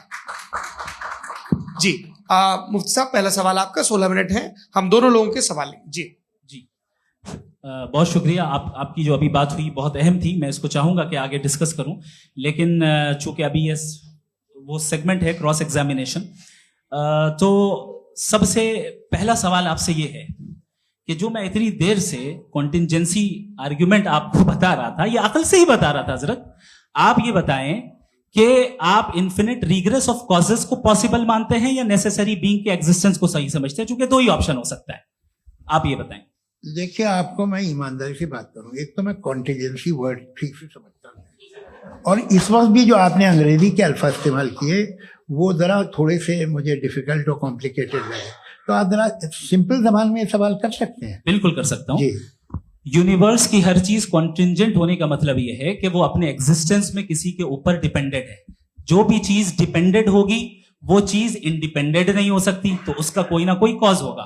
तो अब आप क्या समझते हैं कि ये इन्फिनिट रिग्रेस है, यानी कॉज पर कॉज, कॉज पर कॉज, कॉज पर कॉज, और कभी कोई यानी ये एंडलेसली चलता रहा? क्योंकि अगर ऐसा होगा तो हम तो एग्जिस्टेंस में आते ही नहीं। लॉजिकली ये मुत्तफक अलैह चीज है, मुत्तफक अलैह अग्रीड अपॉन। अच्छा, इस पे हमने एग्री किया था कि मुश्किल शब्द आएगा तो अर्थ बताना पड़ेगा। तो इन्फिनिट रिग्रेस तो पॉसिबल नहीं है, तो कहीं ना कहीं आपको रुकना पड़ेगा ऐसे नेसेसरी बीइंग पर। नहीं, कोई जरूरत नहीं रुकने की। किसने कहा आप रुकना पड़ेगा? आप रुकते हैं खुदा पे, आप नहीं रुकते। आप कहते हैं वो हमेशा से, जब उस वक्त से है जब वक्त नहीं था। आप कहाँ रुकते हैं कि अब हुआ था वो? आप नहीं कहते। हम क्यों नहीं मान सकते कि यूनिवर्स जो है और बल्कि मल्टीवर्सेस जो है वो हमेशा से हैं, वो बनती है, बिगड़ती है। एक हमारे यहाँ एक चीज है ब्लैक होल, वो समेट लेता है वापस, फिर ब्लास्ट होता है, फिर फैल जाता है। और इसमें हमारी तो खैर कोई औकात ही नहीं है इंसान की। एक छोटे से जर्रे पे हम 50-60 साल की उम्र रखते हैं, जो करोड़ों अरबों साल की कायनात है उसमें, और पैदा भी निहायत ही बेहुदा वजह से हुए थे। तो इसमें है ये सोचना कि इसकी वजूहात और ये क्यों है, ये डिपेंडेंट है, ये हम देख रहे हैं। क्या मालूम, आप सोचिए कि ये जो फैल रही है कायनात, ये कहाँ फैल रही है, ये कहाँ जा रही है, और ये फैल क्यों रही है? अरे बना ली थी तुमने, रुको भैया, हाँ काफी है। ये फैल क्यों रही है? ये और कौन सी कायनात जिसे मैं दूरबीन से देखता हूं तो 2 बिलियन लाइट ईयर पे है, उससे मेरा कोई वास्ता ही नहीं है। 2 बिलियन ईयर यानी अगर मैं 80,000 माइल्स पर सेकेंड से चलूं तो 20 करोड़ साल में वहां पहुंच जाऊंगा। इसकी जरूरत क्या थी? ये दुनिया, ये कायनात तो इंसान अशरफुल मखलूकात के लिए बनाई गई ना। तो ये सब ये टर्म समझ में नहीं आया, इसमें कोई खास समझने वाली बात थी भी नहीं। ये जो अल्टीमेट कहा यह जाता है कि ये जो पूरी यूनिवर्स है, ये जो दुनिया है, ये इंसान के लिए बनाई गई। अच्छा, ये सब इंसान के लिए। क्यों साहब, सही है ना? बिल्कुल, लेकिन इसका ये मतलब नहीं कि किसी चीज के पीछे रीजन आपको नहीं पता तो रीजन नहीं है, इसे कहते हैं नहीं, मुझे नहीं पता, लेकिन मेरी जिम्मेदारी नहीं। वो बिल्कुल सही कहा था उसने, बर्टन रसल ने। आपने उसे मजाक में टाल दिया कि भाई आप एक दावा कर रहे हैं, मैं क्यों कहूं कि ये गलत है दावा? आप प्रूफ कीजिए, मेरे पे जिम्मेदारी ही नहीं है, मैंने थोड़ी कहा है। आप प्रूफ कीजिए कि ये सही है। आप आर्ग्यूमेंट ऑफ कंटिंजेंसी का जवाब ही नहीं दे रहे हैं। पूछना चाहेंगे है? आप सवाल पूछना चाहेंगे मुफ्ती साहब से?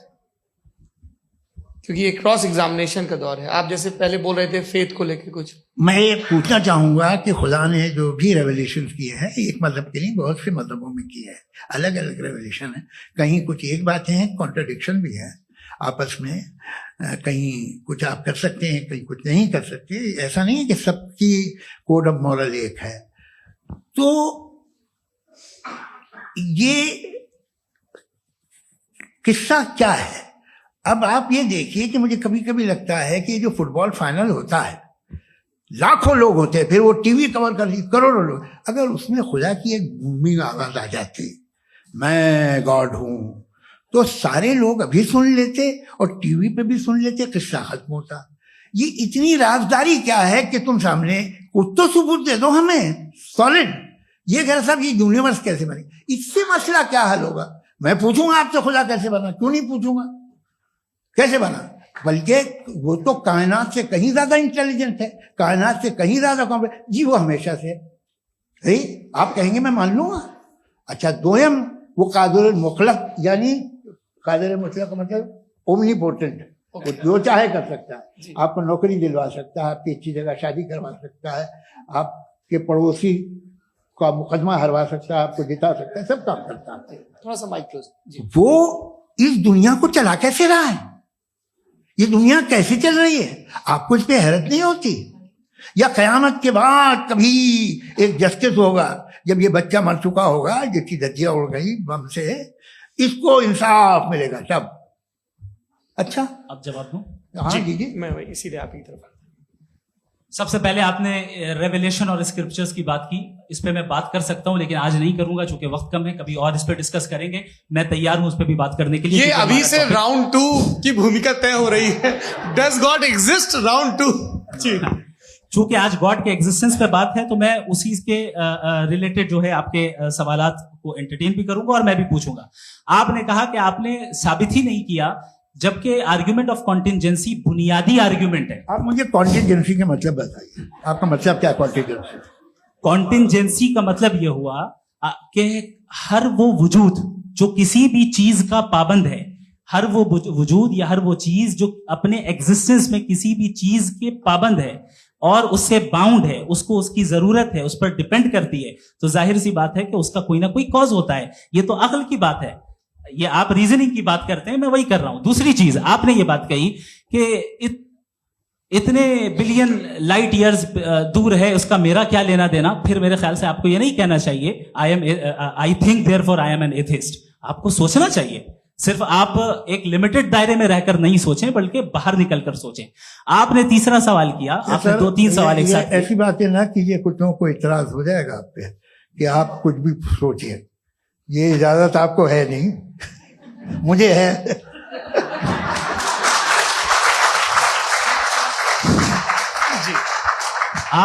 आपने प्रॉब्लम ऑफ इविल के ताल्लुक से सवाल किया और बार बार आप एक लफ्ज रिपीट कर रहे हैं कि ओमनीपोटेंट गॉड है, ऑल पावरफुल गॉड है। यही तो दरअसल समझना है कि गॉड का कॉन्सेप्ट क्या है। प्रॉब्लम ऑफ इविल जो है, प्रॉब्लम ऑफ इविल दर हकीकत 2 असम्पशंस पर कायम है। अगर आप इन 2 असम्पशंस को समझ जाएं तो ये प्रॉब्लम नहीं रहेगी, आर्ग्यूमेंट आपको समझ में आ जाएगी कि ये कोलैप्स कर जाता है। पॉइंट नंबर 1, यानी जो आपका सबसे पहला फॉल्स असम्पशन है कि गॉड मर्सीफुल है, ओमनीपोटेंट है, दुनिया में जुल्म हो रहा है। लेकिन आपको यह समझना चाहिए कि हमारे वर्ल्ड व्यू के मुताबिक गॉड सिर्फ ओमनीपोटेंट और सिर्फ मर्सीफुल नहीं है, बल्कि वो ऑल वाइज भी है और वो ऑल नोइंग भी है। उसके हर काम के पीछे हिकमत और विजडम है। ये कोई जरूरी नहीं है कि वो हिकमत और विजडम आपको समझ में आए या मुझे समझ में आए। अगर आप जो समझ रहे हैं उसके मुताबिक आप फैसला कर रहे हैं, ये लिमिटेड पर्सपेक्टिव से आर्ग्यूमेंट है। और इस चीज को हम अपनी दुनिया में, अपने लाइफ में, डेली लाइफ में इस प्रिंसिपल को एक्सेप्ट करते हैं। हम जब किसी डॉक्टर के पास जाते हैं, डॉक्टर के पास जाकर वो अगर उसने हमें कोई दवाई दी है तो हम ये तो नहीं कहते कि जब तक आपके पास जितना नॉलेज और जितना विजडम नहीं है, आपने क्यों ये दवाई दी है, तब तक हम इस चीज को एक्सेप्ट नहीं करेंगे। नहीं कहते, हम उसकी अथॉरिटी को तस्लीम करते हैं। क्यों? क्योंकि उसकी हम जानते हैं कि वो नॉलेजेबल है, वो विजडम वाला है, हमसे ज्यादा नॉलेज और हमसे ज्यादा विजडम है। बताएं सर। मैंने डॉक्टर में और खुदा में बड़ा लिखा से डॉक्टर पढ़ा लिखा होता है एक, तो मैं उसकी बात सुनूंगा। दोयम ये नहीं, कुछ जवाब तो ये भी नहीं है सर। प्लीज आप अगर सब ऑडियंस से बोलने लगेंगे तो फिर मतलब नहीं सिविलाइज्ड बहस का। मतलब आप ये कहें कि क्योंकि आप डॉक्टर पे बिलीव करते हैं इसलिए खुदा पे बिलीव कीजिए, क्या ये मिसाल आपको समझाने के आर्गुमेंट है, इस पे आपको एतराज नहीं है। तो सिंपल बात ये है कि मैं अगर ये यकीन कर लूं कि एक ओमनीपोटेंट उसकी मसलहत है, ये जो बच्चे मर रहे हैं ये मसलहत है उसकी, मुझे नहीं चाहिए इसकी मसलहत। उसकी मसलहत नहीं, यही तो समझना है, मतलब एक्सपीरियंस। अच्छा, इस आपने अभी मेरी बात पूरी सुनी नहीं। मैंने कहा आपका पूरा आर्ग्यूमेंट 2 फॉल्स असम्पशंस पर है। एक फॉल्स असम्पशन मैंने बता दिया, दूसरा फॉल्स असम्पशन ये है कि इस दुनिया में इविल के होने का कोई गुड रीजन नहीं है, जबकि हमारे पास बाज रीजंस मौजूद हैं, हमारे पास बाज वजूहात मौजूद हैं। अगर इस दुनिया में इविल ना हो तो आप गुड को डिफाइन कैसे करेंगे? अगर जुल्म ना हो आप इंसाफ को समझेंगे कैसे? अगर तारीकी ना हो तो आप लाइट को समझेंगे कैसे? बहुत अच्छा। अभी और सुन लें, अभी और बाकी है। ये तो बात बहुत पसंद आई साहब मुझे कि जब तक रेप ना हो तब तक औरतों की इज्जत का ख्याल आपने मेरा जवाब पूरा सुना ही नहीं। जब तक के बच्चों का कत्ल ना किया जाए तब तक आपको बच्चों की मासूमियत की इज्जत। आपने पूरा जवाब सुना ही नहीं। क्या बात है, क्या आपने नुक्ता निकाला? आपने पूरा जवाब सुना ही नहीं। आप सुन लें, मेरी बात सुन लें। ये मैंने आपको एक चीज बताई। दूसरी चीज, इस दुनिया में हम आए हैं टेस्ट के लिए, हमारा टेस्ट हो रहा है और हर इंसान का अलग अलग अंदाज में टेस्ट होता है। और इस दुनिया में अगर इविल मौजूद है तो वो इविल जरिया है हमारे अंदर ह्यूमन नोबल क्वालिटीज को डेवलप करने का और अलग अलग फील्ड में प्रोग्रेस करने का। और अगर हमारे अंदर और इस दुनिया में इविल नहीं होता तो बताइए टेस्ट का मतलब क्या होता? अगर मैं अपने स्टूडेंट को एमसीक्यूज दूं और उसमें सिर्फ राइट आंसर लिख कर दे दूं और कहूं तुम्हारा टेस्ट हो गया, ये मीनिंगलेस है। इस दुनिया में अगर हम टेस्ट के लिए आए हैं तो जाहिर है गुड एंड इविल दोनों मौजूद है। तो अगर गुड एंड इविल दोनों मौजूद है तो ये इविल भी खुदा का बनाया हुआ है? जी हाँ, खुदा का बनाया हुआ है। लेकिन अच्छा, चलो अच्छी बात। जी बिल्कुल, तो बिल्कुल खुदा ने बनाया। अभी तो ये है कि जो मेजॉरिटी है दुनिया में वो इविल है, तो ये खुदा एक्चुअली इविल के साइड पे लग रहा है मुझे। बिल्कुल भी मैं बता मेजॉरिटी में तो वो है। क्या बात कर रहे हैं भाई आप? कोई भी जो मुंसिफ होगा, चाहे आपका अपना घर हो जिसके आप सबसे बड़े हैं, चाहे आपकी ऑर्गेनाइजेशन हो जो आप चलाते हैं, वहां पर आप इविल रखेंगे साबित करने को कि बाकी लोग शरीफ हैं? मेरी बात सुनिए। क्या ये आर्ग्यूमेंट ही गलत है? अगर कि जब तक के कोई इविल नहीं होगा तब तक के शरीफ आदमी शरीफ नहीं लगेगा। अगर एग्जामिनर गलत ऑप्शन दे रहा है तो एग्जामिनर इविल नहीं हो गया, जो गलत ऑप्शन को सेलेक्ट कर रहा है वो फेल होगा। क्रिएटर ने इविल को बनाया है लेकिन वो इविल नहीं है। अच्छा सुनिए मेरी बात, let me complete sir. Creator ने इविल को बनाया है टेस्ट के लिए, वो इविल नहीं है। इविल वो होगा जो उसे इख्तियार करेगा। छुरी को बनाने वाला गलत नहीं होता है, छुरी का गलत इस्तेमाल करने वाला गलत होता है। रेप को कैसे गलत इस्तेमाल करते हैं? रेप इंसान के फ्री विल का नतीजा है।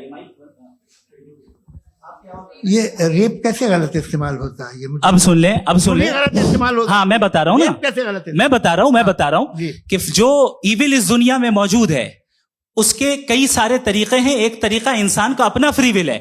अब अगर कोई रेपिस्ट रेप कर रहा है तो इसका गॉड का कसूर नहीं है, वो अपने फ्री विल का गलत इस्तेमाल कर रहा है, उसको सजा मिलनी चाहिए। अच्छा, और उसी के लिए जहन्नम बनाई गई है। ये फ्री विल का भी बड़ा चक्कर। आप जब कोई बुरा काम करते हैं, कोई बुराई होती है तो ये कहा जाता है कि ये फ्री विल है। 7 billion free wills are moving on this planet. 7 billion free will. और एक आदमी अपनी फ्री विल से मुझे कत्ल कर दे तो मैं खुदा की मर्जी से मारा हूं कि इसकी फ्री विल की वजह से? मेरी मौत खुदा के हाथ है या ये फ्री विल वाले के हाथ है?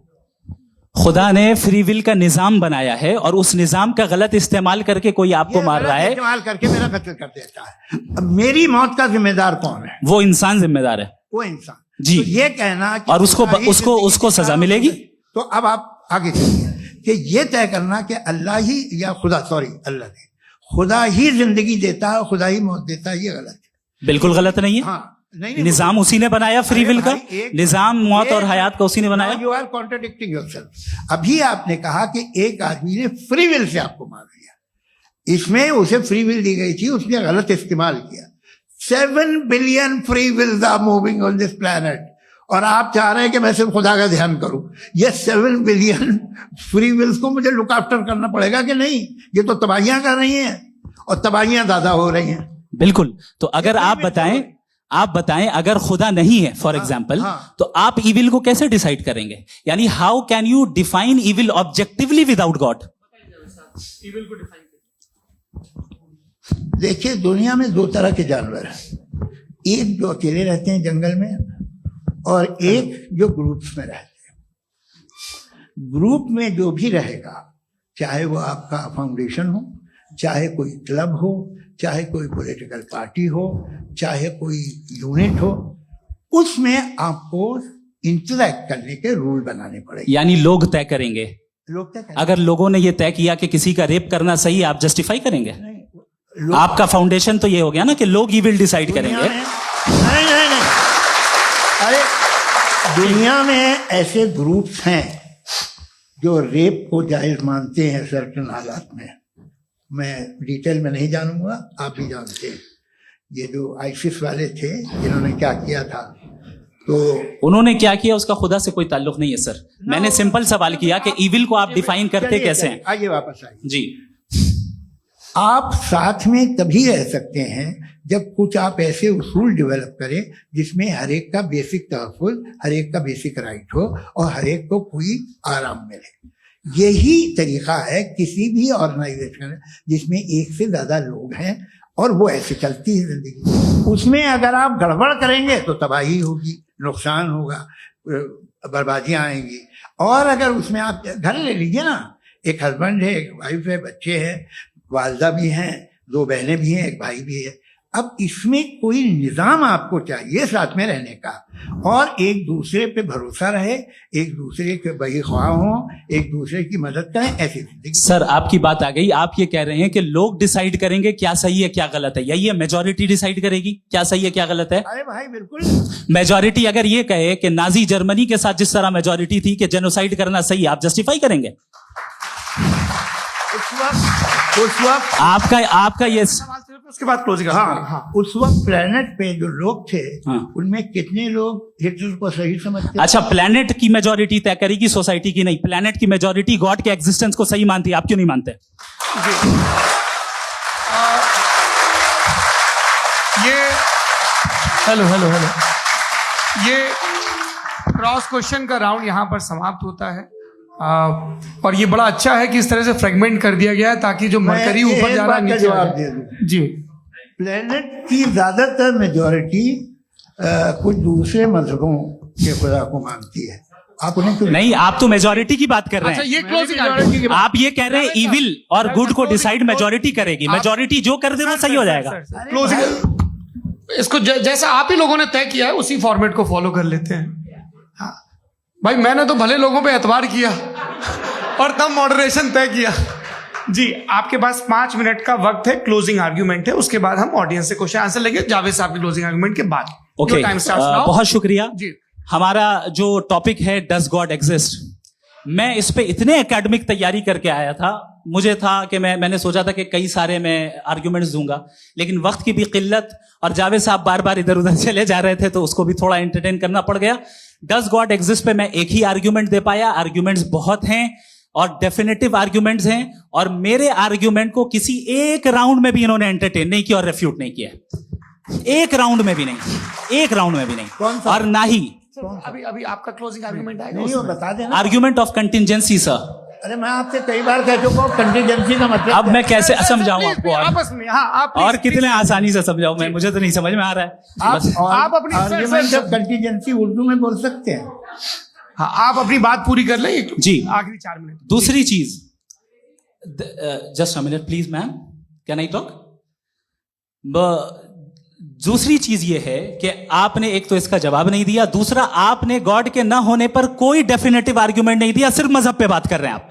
मजहब तो आज हमारा टॉपिक ही नहीं था, आज तो हमारा टॉपिक हो, आप मजहब से ले लेकर आईएस तक चले गए। भाई हमारा क्या ताल्लुक है उससे? We condemn them.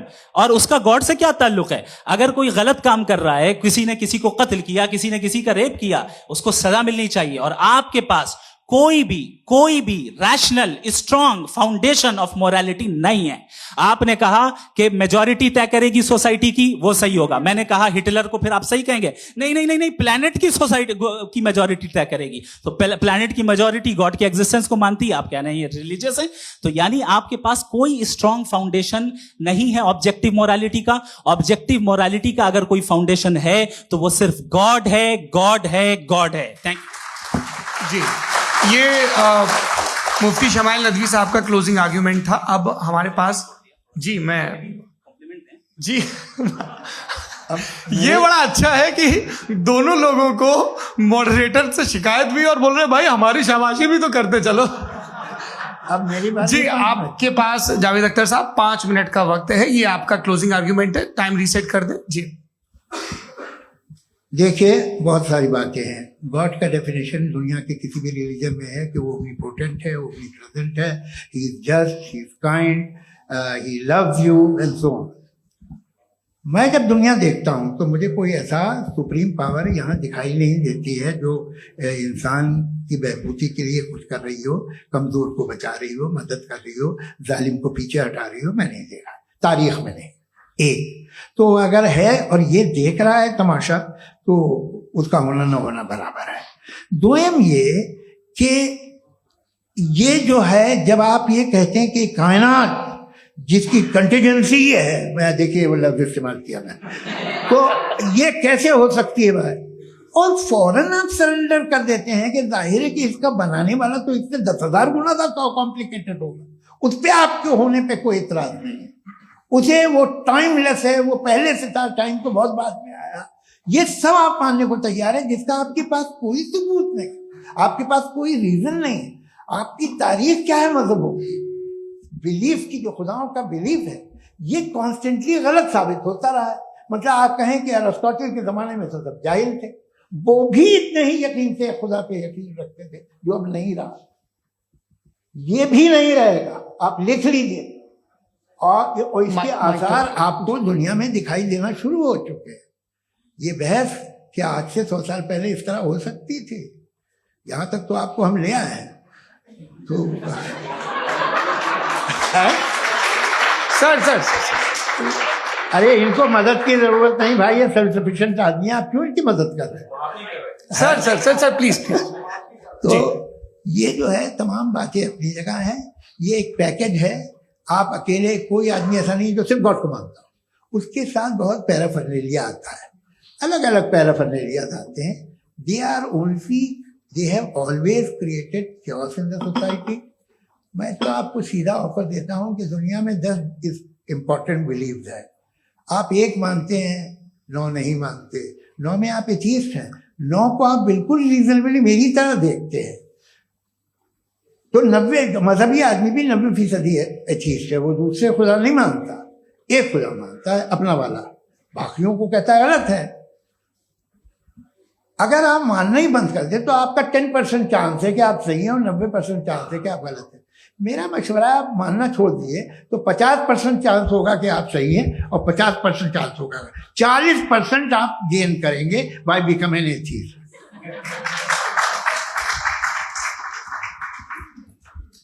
ये एक फरसूदा ख्याल है, ये खत्म हो रहा है, हो सकता है मेरी जिंदगी में ना हो, लेकिन ये हो जाएगा। जो बातें ये इनको आप मेटाफिजिकल, ये वो ऐसे रिस्पेक्टेबल टर्म दे दिए, ये तो उन लोग के हैं जिन्हें ना फिजिक्स मालूम थी ना मेटा मालूम था, ये उन्होंने आपको दिए हैं। जी बहुत शुक्रिया आप दोनों लोगों का। और अब इस बातचीत का आखिरी राउंड शुरू होगा, डज गॉड एग्जिस्ट की ये बहस मुफ्ती शमाइल नदवी और जावेद अख्तर साहब के बीच। आप लोग अपने अपने हाथ ऊपर करेंगे, मैं यहां से तय करूंगा। और माइक हमारे पास है क्या? एक ही माइक है ऑडियंस के लिए? 2 माइक है, एक इस तरफ एक इस तरफ, ठीक है। तो जी सबसे पहले हमारी सहयोगी है मारिया शकील जी, पूछिए सवाल। थोड़ा सा रुकेंगे ताकि कैमरे का फ्रेम आप पर आ जाए, आपकी तो प्रैक्टिस है टीवी की। जी नदवी साहब, मैं खुदा को मानती हूँ, पहले मैं इसी प्रमाइस से शुरू कर रही हूँ और ये बता रही हूँ आपको, मैं मानती हूँ, लेकिन कुछ सवाल हैं जो जावेद साहब ने उठाया, उसका जवाब आपको देना चाहिए। पहला सवाल ये कि गजा में सालों से छोटे बच्चे मर रहे हैं, वो उनको, अगर खुदा मर्सीफुल है, हम मानते हैं कि अल्लाह ताला में बहुत ताकत है, तो वो बच्चे क्यों मर रहे हैं? दूसरी बात ये कि अगर कंटिजेंसी की जो आप बात करते हैं, पूरे मुस्लिम ममालिक मिल करके भी उन गजा के बच्चों को क्यों नहीं बचा पा रहे हैं? क्योंकि अगर वो चाहते, क्योंकि अल्लाह ताला उन पर हुकूमत करते हैं, सब पर हुकूमत करते हैं, तो वो उनको क्यों नहीं बचा? जी थैंक यू वेरी मच। बहुत अच्छा किया आपने इस चीज को जिक्र कर दिया, मैं इसको और अच्छे से एक्सप्लेन करने की कोशिश करता हूं। देखें, जहां तक आपने कहा कि गजा के बच्चों को मारा जा रहा है, देखिए 2 वर्ल्ड व्यू है, एक एथीस्टिक वर्ल्ड व्यू, एक थीस्टिक वर्ल्ड व्यू है। बच्चे मर रहे हैं दोनों वर्ल्ड व्यू में, लेकिन हमारा वर्ल्ड व्यू कह रहा है कि रिकॉम्पेंस है, ये कह रहे हैं कि उनका मरना बेकार जाने वाला है, कोई उसका रिकॉम्पेंस नहीं है, चूंकि इनके यहां आखिरत और अल्लाह का कोई तसव्वुर या गॉड का कोई तसव्वुर नहीं है।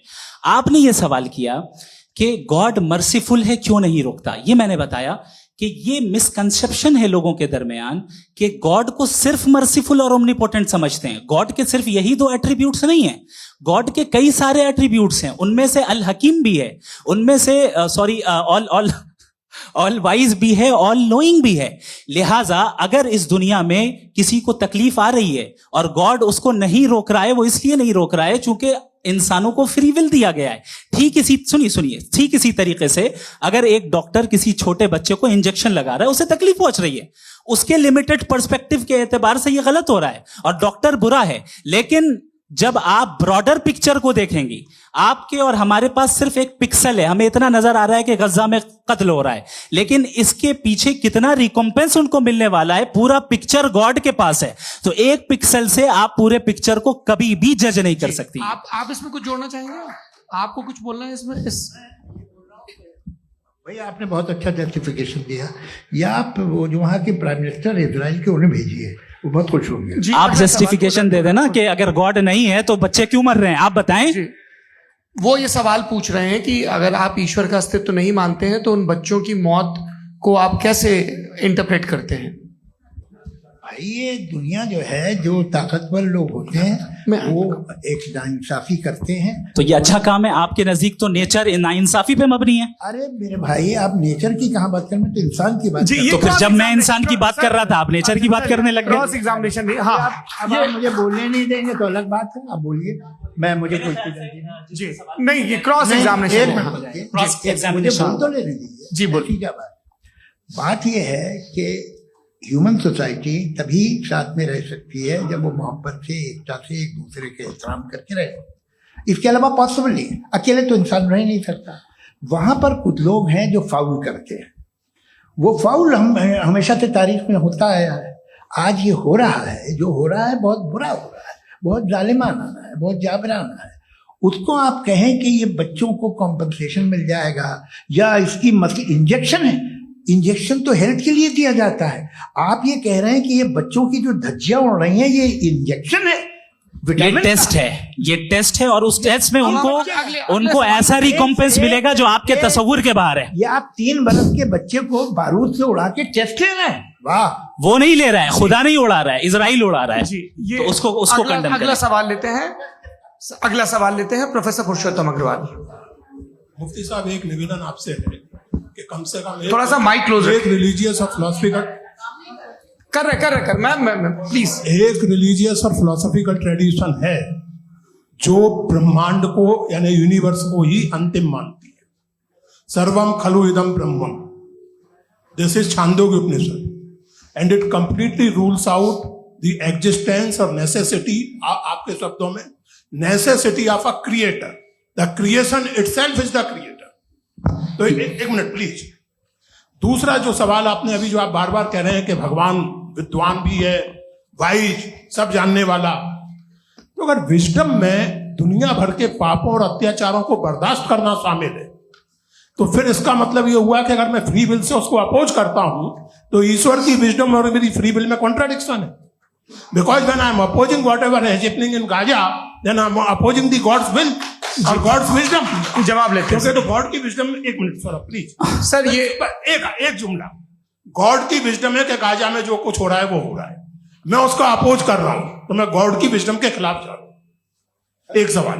दूसरा ये नहीं, आपने 2 ऑलरेडी। सर आप और सवाल कर लें, लेकिन मुझे 2 जवाब दे। पहले आपने ये कहा, सुनिए मेरी बात सुनिए। इजराइल के गॉड के मुताबिक तुम्हारा ठीक हो रहा है ना? नहीं हो रहा है, ठीक नहीं हो रहा है। मैं बता रहा हूँ क्या हो रहा है, आप तशरीफ रखें, मैं बता रहा हूँ क्या हो रहा है। Let me complete please. एक सेकंड गाइस, एक सेकंड। ये देखिए, ऐसा है कि ये सब बड़ा आपस में विचार विमर्श के बाद ये तय हुआ था कि कुछ नियम बना लिए जाएं ताकि एक टाइम बाउंड बातचीत चले। और भाई साहब, आप बड़ा जरूरी काम कर रहे हैं लेकिन कैमरे के फ्रेम में आके उस काम को गड़बड़ कर दे रहे हैं। ठीक है गुरु, अब मेरे को कहीं का गुस्सा कहीं निकालना था, सॉरी। नहीं, कोई गुस्सा नहीं है जी। तो प्रोफेसर ने सवाल पूछे, आप उनके जवाब दें। और थोड़ा ये सब लोग थोड़ा ख्याल रखें भाई, सवाल संक्षिप्त रखें जी। आपने 2 सवाल किए।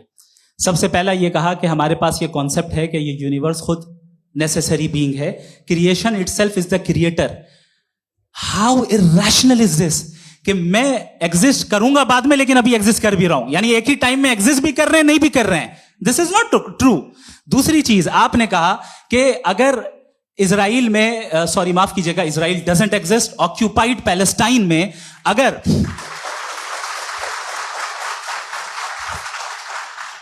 ऑक्यूपाइड पैलेस्टाइन में बच्चों को मारा जा रहा है फ्री विल की वजह से और गॉड नहीं रोक रहा, ये कॉन्ट्रडिक्शन है। ये बताइए कि एक एग्जाम में एक बच्चा गलत आंसर लिख रहा है, सुनिए, एग्जामिनर चाहे तो रोक सकता है, क्यों नहीं रोक रहा है? ये कॉन्ट्रडिक्शन है, ये कॉन्ट्रडिक्शन नहीं है। माइक नहीं सर, ये आपस में जी, ये क्या आपका सवाल? माइक दीजिए। फ्री विल दिया गया है टेस्ट के लिए, अकाउंटेबिलिटी के लिए। अगर फ्री विल नहीं होता तो आप कहते हैं हमें रोबोट बना दिया गया। नॉट मिसरिप्रेजेंट माय पोजीशन, आपकी जो भी पोजीशन, मैं अपनी फ्री विल के नाते, अपने ह्यूमन विजडम के नाते गाजा में हो रही अत्याचार का विरोध करता हूं। बिल्कुल करना चाहिए। के हिसाब से मैं गॉड की विजडम का विरोध कर रहा हूं? बिल्कुल नहीं, समाज हो रहा है गॉड की, बिल्कुल भी नहीं, बिल्कुल भी नहीं। उसका वहां पर गाजा में कत्ल होना ये इंसानों के गलत इस्तेमाल का नतीजा है, फ्री विल के इस्तेमाल का नतीजा है। गॉड इसका हुक्म नहीं देता, उससे रोकता है। यही तो मसला है ना। आपके लिए कॉन्सेप्ट क्लियर? नहीं भाई, आपने तो बताया था इंजेक्शन लगाने से बच्चे को तकलीफ होती है, ये इंजेक्शन लगा। सर आप ऐसे रेटोरिक स्टेटमेंट दे तब तो कोई मसला नहीं समझते रहेंगे। This is a rhetoric statement, this is not a logical argument sir. I am sorry, I am sorry. आखिरी 30 मिनट बड़े मुश्किल होने वाले हैं। जी, मुफ्ती साहब आगे बैठे हैं, इनको माइक दीजिए। हाँ, तरुण माइक आप अपने पास रखिए, आपको कैमरे का फ्रेम पता है जी। सबसे पहले दोनों को मुबारकबाद। एक सर अपना आप नाम बता दें। आप अमेरिका में शिकागो में रहते हैं, इतना मुझे याद है। बताया आप, यासिर नदीम अलवाजदी मेरा नाम है। जावेद सर, आपसे क्वेश्चन है इन्फिनिट रिग्रेस के ताल्लुक से। एक हाइपोथेटिकल सिनेरियो है, मसलन अगर आप सर माइक थोड़ा सा प्लीज क्लोज रखिए जी। अगर आप शायर इसलिए हैं कि आपके कोई उस्ताद शायर थे, और वो इसलिए शायर थे कि उनके कोई उस्ताद शायर थे, और इसी तरीके से हम माजी में पीछे चलते चलते चले जाएं और कहीं ना रुके, तो माफ कीजिएगा आप कभी शायर नहीं हो सकते। लेकिन आप शायर हैं, आपका शायर एग्जिस्ट करता है, इसका मतलब यह है कि आप कहीं ना कहीं रुके हैं। तो मेरा सवाल यह है कि क्या आप इन्फिनिट रिग्रेस ऑफ कॉजेस को लॉजिकल फैलेसी मानते हैं या नहीं मानते? हाँ या ना? मैं इन्हें लॉजिकल फैलेसी नहीं मानता हूं, लेकिन मेरा प्रॉब्लम यह है कि जब मैं नहीं मानता हूं तो I will continue with this logic जो फैलेसी नहीं हो। आप एक जगह रुक जाते हैं जाके, आप कहते हैं ये गेंद कैसे बनी, ये जजीरा कैसे बना, ये समंदर कैसे बना, ये जमीन कैसे बनी, और अचानक गॉड पे जाके आपको ब्रेक लग जाता है। एक बार आप सवाल नहीं करते कि भाई इनको बनाने वाला तो इनसे भी कॉम्प्लिकेटेड होगा, वो कैसे बना, उसके बारे में आपने इत्मीनान कर लिया वो हमेशा से। तो अगर आप उसे हमेशा से मानते हैं तो फिर ये मान लीजिए कि कायनात हमेशा से, क्या तकलीफ हम वजूद में नहीं आते जी है? हम मौजूद नहीं। अच्छा सर क्यों नहीं होता? मैं बताऊं प्लीज। मैंने मिसाल दी आपके शेर, आपका शेर कभी वजूद में ना आता अगर शायर इसी तरह चलते रहे हमेशा। जी माइक मेरे ख्याल से एक सेकंड। इन्फिनिट रिग्रेस का कॉन्सेप्ट क्लियर नहीं हो पाया। सर रहने दें, लेट्स मूव ऑन। ठीक है। हाँ, थोड़ा सा मॉडरेटर का भी ख्याल रखें। नहीं आपने तो रखा है, आपने रखा है। यहाँ पे गौहर रजा साहब हैं, वो भी एक सवाल पूछना चाहते हैं। माइक नीचे से ऑन कर दिए, नीचे। पहले तो ये कह दूं कि मैं उन बच्चों से शर्मिंदा हूं जिनको गजा में कत्ल किया गया, क्योंकि हमारे होते हुए कत्ल किया गया। लेकिन उससे ज्यादा शर्मिंदगी इस बात से हुई कि मुझे लगा कि मुफ्ती साहब उसको जस्टिफाई कर रहे हैं। बिल्कुल भी नहीं। आप बहुत ही गलत, मुझे लगा मैं गलत हो सकता हूं। बिल्कुल गलत मैं है। सवाल पूछ रहा हूं, सवाल मैं देखिए, सवाल अगर पूछ रहा हूं। एक मैं जावेद भाई से डिसएग्री करता हूं। एक सेकंड देखिए, अगर देखिए ऐसा एक सेकंड आप सर वेट अरे आप कुछ मेरे पहले मुझे अपनी बात कह लेने दीजिए। अगर ऑडियंस तय करेगी तो फिर मॉडरेटर का मतलब नहीं। मेरा आप सबसे ये कहना है, ये बहस दो लोगों के बीच में है, एक तरफ मुफ्ती साहब, एक तरफ जावेद साहब। पिछले 1.5 घंटे से ये लोग अपने अपने तर्क रख रहे हैं। आपकी इनसे इत्तेफाकी हो सकती है, ना इत्तेफाकी हो सकती है। मेरे उस्ताद मुझे सिखा गए हैं कि मुखामुखम में असहमति की गुंजाइश बची रहनी चाहिए। अगर मैं आपकी बहुत इज्जत करता हूं गौहर साहब, आपने जो कमाल की किताबें लिखी, साइंटिफिक टेम्परामेंट, लेकिन मेरी ये गुजारिश है आप सबसे कि यदि आप इन लोगों ने जो बोला उन पर टिप्पणियां करेंगे तो ना वक्त की पाबंदी रहेगी, ना वो अनुशासन। आप सवाल पूछ लें, उस सवाल में जो बात आ जाए वो आ जाए। मैं जावेद साहब से डिसएग्री करता हूं, इसलिए जावेद साहब से सवाल पूछ रहा हूं। आपका सवाल जावेद अख्तर साहब से। और सवाल यह है मेरा कि जावेद साहब ने कई बार लॉजिक का इस्तेमाल किया कि साइंस में लॉजिक है और रिलीजन में लॉजिक नहीं है। मेरा ख्याल यह है कि रिलीजन में भी लॉजिक है, लेकिन उस लॉजिक की बेसिस यह है कि आप रुक जाते हैं, जिसका जिक्र जावेद साहब ने बार बार किया। यानी खुदा के तसव्वुर पे आते हुए, गॉड के तसव्वुर पे आते हुए रुक जाते हैं। और इसमें सवाल पूछना मतलब फॉरबिडन होता है।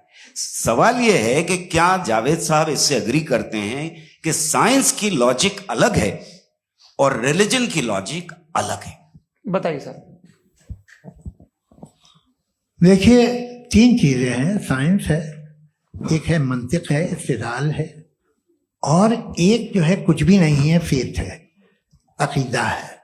मैं अकीदे की लॉजिक का कायल नहीं हूं। मुझे आप इस्तिदलाल से, लॉजिक से, रीजन से समझाइए, मैं मानने को तैयार हूं, मेरा क्या नुकसान होगा।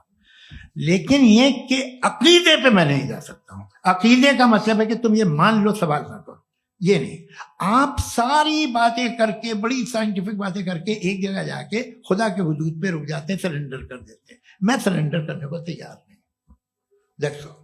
जी, ये आगे सर बैठे हुए हैं, इनको माइक दीजिए। भाई वो आप पूछना चाह रहे थे ना भाई? हाँ, नहीं मैं ये थैंक यू जी, आपका नाम? आसिम इफ्तिखार। आसिम जी, पूछिए। सर, जावेद सर से सवाल है कि आपने माइक थोड़ा करीब है। अपने क्लोजिंग स्टेटमेंट में ये बात कही थी कि मजहब का जो फ्यूचर है वो ज़्यादा दिन नहीं जाने वाला है, लेकिन मैं देख पा रहा हूँ कि जो ऑक्सफोर्ड यूनिवर्सिटी की एक स्टडी है 2011 में हुई है, जिसके 50 एकेडमिशियंस ने इसको अंजाम दिया था, उसमें वो ये कहते हैं कि जो फेथ इन गॉड है वो इनबिल्ट है ह्यूमन नेचर के अंदर, जिसको हम कहते हैं फितरत के अंदर शामिल है वो। और वो ये कहते हैं कि अगर कोई ये समझता है कि मजहब को वो ख़त्म कर देगा तो ये उसकी गलत फहमी है। तो आप इसके बारे में, इस स्टडीज के बारे में क्या कहते हैं? ठीक, मैं उनसे एग्री नहीं करता हूँ। वो कौन से प्रोफेसर होंगे? ऐसा उनके क्या पास डेटा है, इन्होंने डेटा के बेसिस होगा। डेटा क्या हो सकता है? फ्यूचर का डेटा तो नहीं हो सकता ना उनके पास, प्रेजेंट का डेटा हो सकता है। डेटा आपने सुना 100 साल पहले का बाद का डेटा? मैंने तो नहीं सुना आज तक। तो आज उनकी ये राय है और हो भी रहा है, ठीक है। दुनिया में तरह तरह की राय है लोग, लेकिन मैं समझता हूँ कि वक्त के साथ इंसान ज्यादा से ज्यादा रीजनेबल और लॉजिकल होता जा रहा है। आज आप देखिए वेस्टर्न यूरोप में क्या परसेंटेज है नॉन बिलीवर्स की, बहुत हाई। वहाँ चर्च खाली पड़े होते हैं। तो अल्टीमेटली तो इंसान कोई ऐसी बात बहुत अरसे तक नहीं मान सकेगा, चाहे गलत या सही, जो उससे उसके दिमाग को, उसके जहन को, उसकी लॉजिक को अपील ना करे। वो कह रहे हैं तो ऑक्सफोर्ड के होंगे तो कैम्ब्रिज के होंगे, तो मुझे क्या लेना देना। उनका डेटा मुस्तकबिल का नहीं हो सकता है। जी। दीपक, हाँ पूछिए। मैं आऊंगा अभी, पीछे की साइड भी आऊंगा, माइक वहीं भेजूंगा 2-3 साल के लिए। जी जावेद साहब, आपसे सवाल है। नमस्ते। अरे भाई सर, अगर आप ही लोग को तय करना है तो फिर 200 लोग तय कर लें। नहीं sir, please don't do this sir. Everybody has a right sir, but we can only take selected questions. No sir, अरे ये भाई, यंग लोग भी हैं तो इनकी ये अब उतने यंग, सुनिए। भाई आप यंग हैं कि नहीं हैं? वो कह रहे हैं वो भी यंग हैं साहब। भाई। आप उनकी नौजवानी पर दावा उनको ही करने थे। हाँ मुफ्ती साहब, आप यंग, हाँ पूछिए। अरे भैया सर, मेरा सवाल ये है। कुछ इनसे भी तो पूछो। जी हाँ। नहीं, बस आपसे एक सवाल है। जैसे थीस्टों के पास, अपने जो ईश्वर को मानते हैं, उनके पास अपने सोशल गेट टुगेदर्स हैं। 5 रोजा क्रिसमस आने वाला है, होली है, दिवाली है, ईद है। एथिस्ट क्या ऑफर कर रहे हैं? मतलब मैं इनकी दुकान से बोलूं, मैं आना चाहता हूं उस तरफ, पर मैं अट्रैक्ट नहीं हो पा रहा हूं। मैं सोशल गेट टुगेदर्स क्या है आपके पास? वो ये कह रहे हैं कि जो धार्मिक लोग हैं, अलग अलग धर्म के लोग, उनके उत्सव त्योहार, कॉन्ग्रेगेशन बहुत हैं। अब आपको मैं एक सुनाता हूँ, यहाँ हिस्टोरियन भी बैठे हैं। मृदुला जी, आप बताइएगा सही है क्या? ये एक कॉन्स्टेंटाइन, एक ग्रीक रोमन बादशाह था, जो क्रिश्चियनिटी आने के 400 साल बाद उसने डिसाइड किया कि मैं क्रिश्चियन हो जाऊंगा, मेरी पूरी स्टेट कैंसिल हो जाएगी। उस जमाने में ऐसे ही होता था, राजा जो धर्म इख्तियार करता था वो जनता भी कर लेती थी, इसलिए कि वो हो गया था बैंकरप्ट। और उसे जो मेडिटेरियन कोस्ट के रिच क्रिश्चियन वो थे मर्चेंट, तो उससे पैसा चाहिए था। तो उसने कहा यार क्रिश्चियन हो जाओ। तो उसने अपने वजीर से कहा कि भाई ये हिस्ट्री है कि अब हम लोग क्रिश्चियन हो जाते हैं। पहले सर हो जाएंगे, कोई प्रॉब्लम नहीं है, लेकिन एक प्रॉब्लम ये है कि 17 दिसंबर से 25 दिसंबर तक जो पेगन फेस्टिवल होता, जो पेगन जो फेस्टिवल होता है वो बंद हो जाएगा, इसलिए कि हम क्रिश्चियन हो गए तो होगा नहीं। तो वो बच्चों को बहुत बुरा लगेगा, पब्लिक को बहुत इंजॉय करते हैं, खासतौर से 25 को मेन डे। उसने कहा ये तो सही कह रहे हो, ये जीसस क्राइस्ट की पैदाइश कब थी? कहते साहब वो अप्रैल में थी। नहीं, कट करो, वो 25 दिसंबर को। ये हकीकत है, जी। और 400 साल बाद क्रिश्चियनिटी के अप्रैल से दिसंबर ले आए, और इसलिए कि यहाँ पेगन फेस्टिवल होता था। अब मनाते हैं आप आराम से। ये जो सारे फेस्टिवल हैं ये रिलीजन थे। हर एक को एक इंटरटेनमेंट डिपार्टमेंट चाहिए होता है अपनी कंपनी चलाने के लिए। तो ये रिलीजन ने, ये सेकुलर त्योहार थे जिन्हें रिलीजन्स ने ले लिया है। ये मौसम के थे, फसलों के थे, किसानों के थे, उसको आपने लेके रिलीजियस रंग दे दिया। ये कोई रिलीजन से थोड़ी आए आप। अच्छा हमें देखिए, हम तो मुल्द हैं, हम ईद मनाते हैं, हम दिवाली मनाते हैं, हम होली मनाते हैं, हम क्रिसमस मनाते हैं। बम्बई की फिल्म इंडस्ट्री की सबसे बड़ी होली हमारे घर में, सबसे बड़ी ईद हमारे घर में।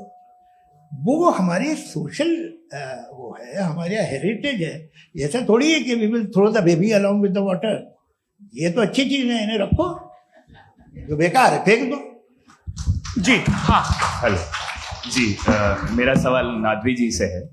जैसा कि आपने बोला कि गॉड टाइम के भी परे है और गॉड इतनी कॉम्प्लेक्स चीज है कि उसे ह्यूमन माइंड समझ नहीं सकता, और गॉड ने अर्थ पे फ्री विल भी दे दी है, तो आप अपना वक्त जाया क्यों कर रहे हैं गॉड के बारे में बात करके? अपन को तो बात करनी चाहिए कि सोसाइटी को बेहतर कैसे करें। जी, मैं गॉड वही बताता है सोसाइटी को कैसे बेहतर करें। अभी मैं आपका जवाब देता हूं। आपने कहा कि टाइम पे वो एग्जिस्ट नहीं करता, सो मेरा सवाल ये है कि जैसा आपने बोला कि गॉड बहुत ही कॉम्प्लेक्स चीज है, मैंने कहा ही नहीं कि कॉम्प्लेक्स है, तो आपके अल्फाज हैं। कॉम्प्लेक्स का लफ्ज गॉड के लिए सुइटेबल नहीं है। क्यों? क्योंकि कॉम्प्लेक्स वो चीजें होती हैं जो ऑब्जेक्ट हो। God is not an object जिसको आप इंस्ट्रूमेंट के जरिए लेबोरेटरी में जाके टेस्ट करें, oh it's very complex. No, वो कोई कार का इंजन नहीं है। मेरा वो सवाल फिलोसॉफिकली नेसेसरी बीइंग ऐसी बीइंग है जो सिंपल बीइंग है। हाँ, आप उसको मुकम्मल तौर पे उसकी तमाम हिकमतों को जान ले और हर चीज को जान ले, ये पॉसिबल नहीं है, क्योंकि वो ऑल वाइज है, आप ऑल वाइज नहीं है, और वो खुदा है, वो आपको सारी चीजें बता दे, ये जरूरी नहीं। मेरा सवाल ये नहीं था, मेरा सवाल ये था कि जब गॉड इतना परे है इस दुनिया से कि उसने अर्थ पे फ्री विल भी दी है, हम सब ह्यूमंस की फ्री विल है, और जो सोसाइटी में हो रहा है वो अपन लोग डिसाइड करेंगे, तो अपन लोग डिसाइड नहीं करेंगे ना, अपन लोग डिसाइड नहीं करेंगे। गॉड जो है, गॉड ने वो उसकी जात, उसकी एग्जिस्टेंस टाइम एंड स्पेस से परे है, लेकिन वो हमारा टेस्ट ले रहा है और उसी गॉड ने हमें बताया कि तुम्हें क्या करना है क्या नहीं करना है, तो जाहिर है उस गॉड की बात सुनेंगे ना। वो पीछे एक चश्मा लगाए जो मैम खड़ी हैं, उनको दीजिए। हाँ आप जी जी बिल्कुल आएंगे। देखिए मैं कोशिश कर रहा हूँ सब तरफ जाने की। हाँ उनको दीजिए माइक जी। हेलो सर, मैं ओमनी प्रेजेंट नहीं हूँ, टाइम पाबंद हूँ, और जहां तक कोशिश कर सकता हूँ करूंगा। जी अपना नाम बताइए। मेरा नाम उर्सुला है, मैं दिल्ली यूनिवर्सिटी की एक स्टूडेंट हूँ और मैं स्टूडेंट फेडरेशन ऑफ इंडिया से हूँ।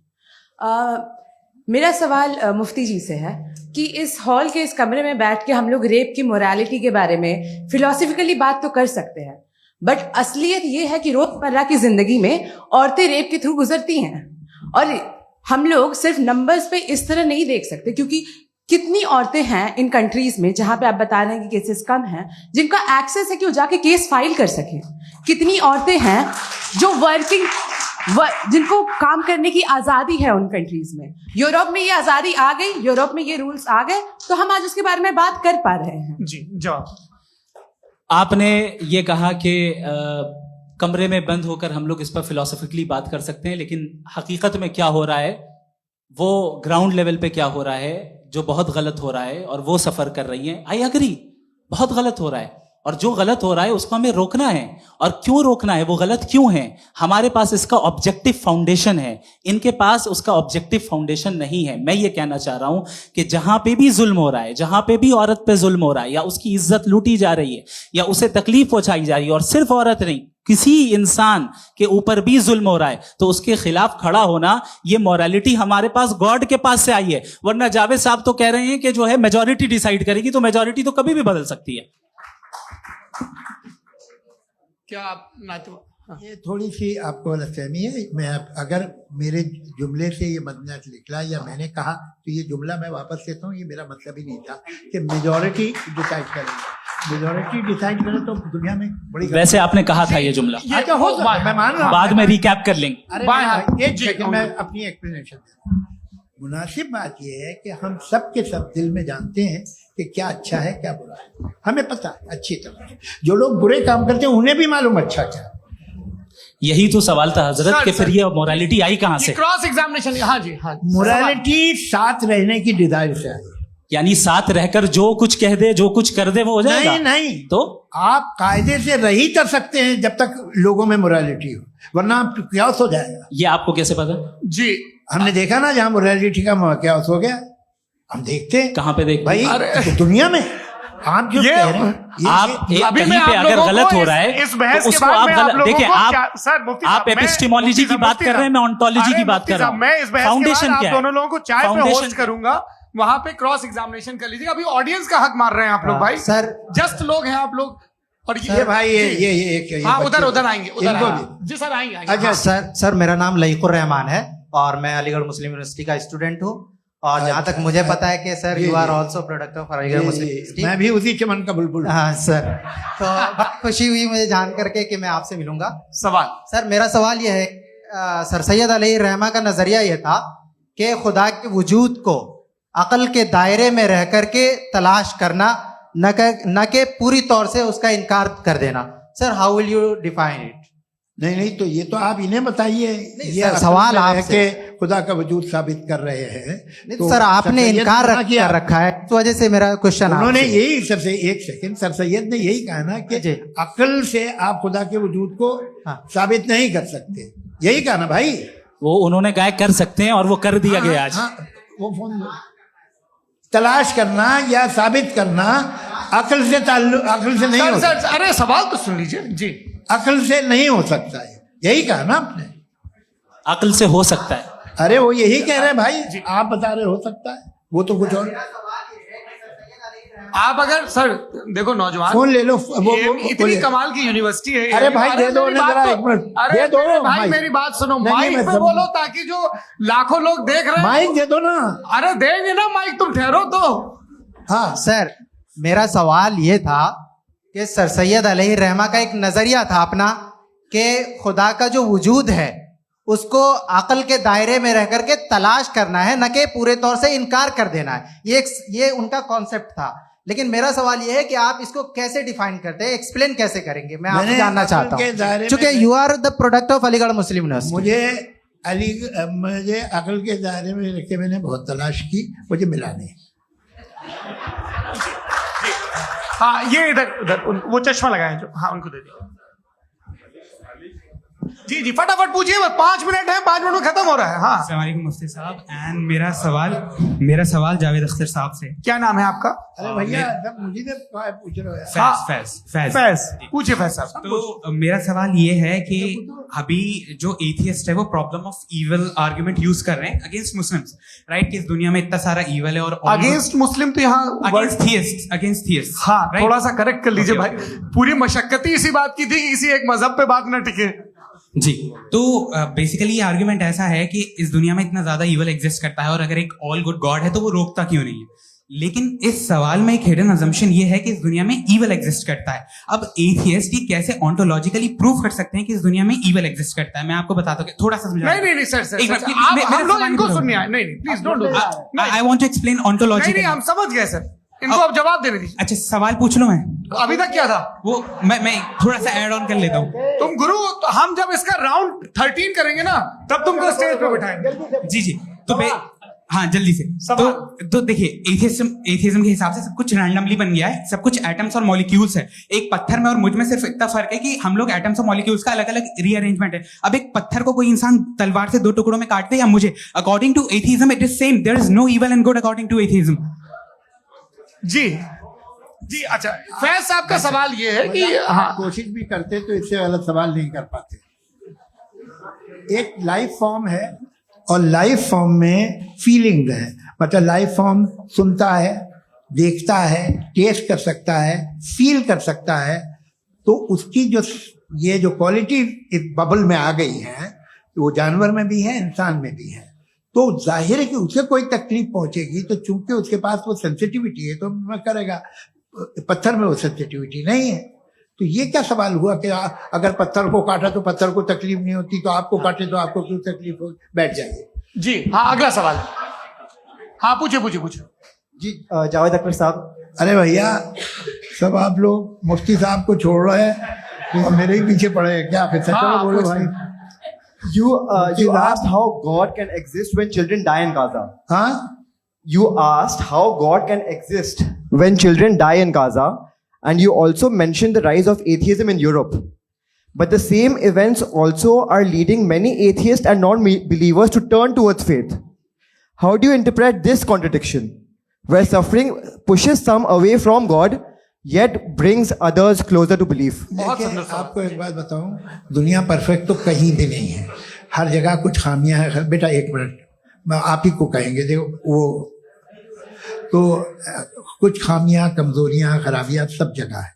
लेकिन अगर देखोगे ईमानदारी से कि दुनिया सबसे ज़्यादा महज़ब कहाँ है, एक आम शहरी को कहाँ हुकूक हासिल हैं, वो बोल सकता है, अपनी मर्जी से काम कर सकता है, अपनी मर्जी से राय दे सकता है, हुकूमत के ख़िलाफ़ बोल सकता है, बरसरे इख्तिदार लोगों के बारे में बोल सकता है, सरमायादारों के ख़िलाफ़ बोल सकता है। तो आपको ये स्कैंडिनेवियन कंट्रीज़ में मिलेगा, वेस्टर्न यूरोप में मिलेगा। मैं नहीं कह रहा वो परफेक्ट है, बिल्कुल नहीं, वहाँ बहुत खराबियां भी हैं, परफेक्ट तो कोई नहीं। लेकिन जिन जिन मुल्कों में, लैटिन अमेरिका देखो, गल्फ देखो, वहाँ पर आपको ये ज़रूर है कि रेप नहीं होते होंगे। रेप की ज़रूरत क्या है भाई? उसको तो ख़रीद लो, घर में रखो, तो सड़क पर रेप करने की क्या ज़रूरत है? मगर सुनिए, मगर हकीकत ये है कि वहाँ शख्सी आज़ादी राय देने की, बोलने की नहीं है। जी, ये एक आखिरी सवाल मुफ्ती साहब से। हाँ मैम, इनको माइक दीजिए। शुक्रिया। मेरा नाम मनीषा है, मैं हरियाणा से आई हूँ। मैं मुफ्ती साहब से एक बात पूछना चाहती हूँ। आप बार बार जावेद साहब को कॉन्ट्राडिक्ट तो कर रहे हैं कि आपने ये कहा, लेकिन आप भी अजम्पशंस के बेसिस पे बात कर रहे हैं। आपने खुदा के होने का कौन सा प्रूफ पेश किया है, खुदा की एग्जिस्टेंस का? अब इस सवाल को अलग रहने दीजिए, कौन एथीस्ट है कौन नहीं है। और दूसरी बात जो आपने एक छोटी सी कही थी कि ये फ्री विल का इस्तेमाल करता है इंसान अपनी, लेकिन इस फ्री विल का इस्तेमाल में मतलब खुदा ने ये दे दी सबको ये इजाजत कि वो कितना घिनौनापन और कितनी ज्यादा खराब से खराब तरीके इस्तेमाल कर सकते हैं। जवाब सुनते जी। आप फ्री विल को मानती है ना, या अब कहती है कि फ्री विल नहीं है ना? मानती है ना? तो अब आपके पास इसका कोई एक्सप्लेनेशन नहीं है कि अगर एक इंसान उस फ्री विल का इस्तेमाल करके गलत काम कर रहा है और बच के अच्छी जिंदगी गुजार के निकल जा रहा है, उसका कोई रिकॉम्पेंस नहीं है। हमारे वर्ल्ड व्यू में जो इंसान गलत काम कर रहा है उसको भी रिकॉम्पेंस यानी उसका बुरा बदला मिलना है, और जो सही काम कर रहा है उसको सही बदला मिलना है। लिहाजा जो फ्री विल है वो इस तरीके से है कि एक लिमिटेड टाइम तक खुदा ने मोहलत दी। ऐसे नहीं कि छूट दे दी, जो करना है करते रहो हमेशा। वक्त आएगा जब एग्जाम का टाइम खत्म होगा तब रिजल्ट आएगा। दौराने एग्जाम जबरदस्ती आपको नहीं बताया जाएगा। अरे भाई एक सेकंड, जी, एक सवाल मुफ्ती साहब से मेरा। सर मैम मुफ्ती साहब से जी, हाँ, रुक जाइए। आपसे फोन, आप इसके बाद आपसे यही रहेंगे वो। हाँ बोलिए। मैं मुफ्ती साहब एक ही सवाल करता हूँ कि अगर जो हो रहा है फ्री विल से हो रहा है और एक दिन बरोज़ क़यामत इंसाफ होगा मैशर में वगैरह वगैरह, तो दुआ क्यों मांगते हैं लोग? दुआ मांगते हैं इसके मतलब है अभी भी उसने ये डिपार्टमेंट रखा है कि मैं रोजमर्रा की जिंदगी में बिल्कुल ही कैन। तो तुम कैन हो, तुम मुझे नौकरी दिला देते हो, मेरे बेटे को ग्रीन कार्ड दिला देते हो, और 45,000 बच्चे मरते हो, उन्हें रोकते नहीं हो। नहीं तो क्या आप ये कह रहे हैं कि इस दुनिया में जालिमों को कभी पकड़ ही नहीं होती है? अरे जो भी पकड़ होगी, वो बच्चे रोते हैं। बिल्कुल, देखिए मैंने अपने ओपनिंग स्टेटमेंट में यही कहा था कि जनाब जावेद साहब सिर्फ इमोशनल आर्गुमेंट देंगे। This is an emotional argument. ये छोटे मोटे इसके पीछे का रीजन मैंने बताया क्या है, इसके पीछे का विजडम क्या है मैंने बताया। मंच से आप लोगों को सज्जनों इसलिए कह रहा हूं ताकि थोड़ा सा आपके कॉन्शियंस पे जोर रहे कि आपको ऑर्डर बचा के रखना है। वक्त तय हुआ था, ये वक्त पूरा हुआ, आपने इतने धैर्यपूर्वक सुना, मैं आप सबका बहुत बहुत शुक्रगुजार हूं। यदि इन दोनों विद्वानों की इच्छा होगी तो कभी हम इस बातचीत का राउंड 2, राउंड 3, यही तो देखिए खूबी है इंसान की कि बहस मुबाहसे में वो पड़ा रहता है। आप लोगों ने बड़े धैर्य का परिचय दिया, बहुत बहुत शुक्रिया। इसी के साथ ये बातचीत आप लोग को मैं एक बात बता दूं, ये सारी बहस हो गई, अब मुफ्ती साहब और बड़े मुफ्ती साहब इन साथ के साथ मैं खाना खाने वाला हूँ।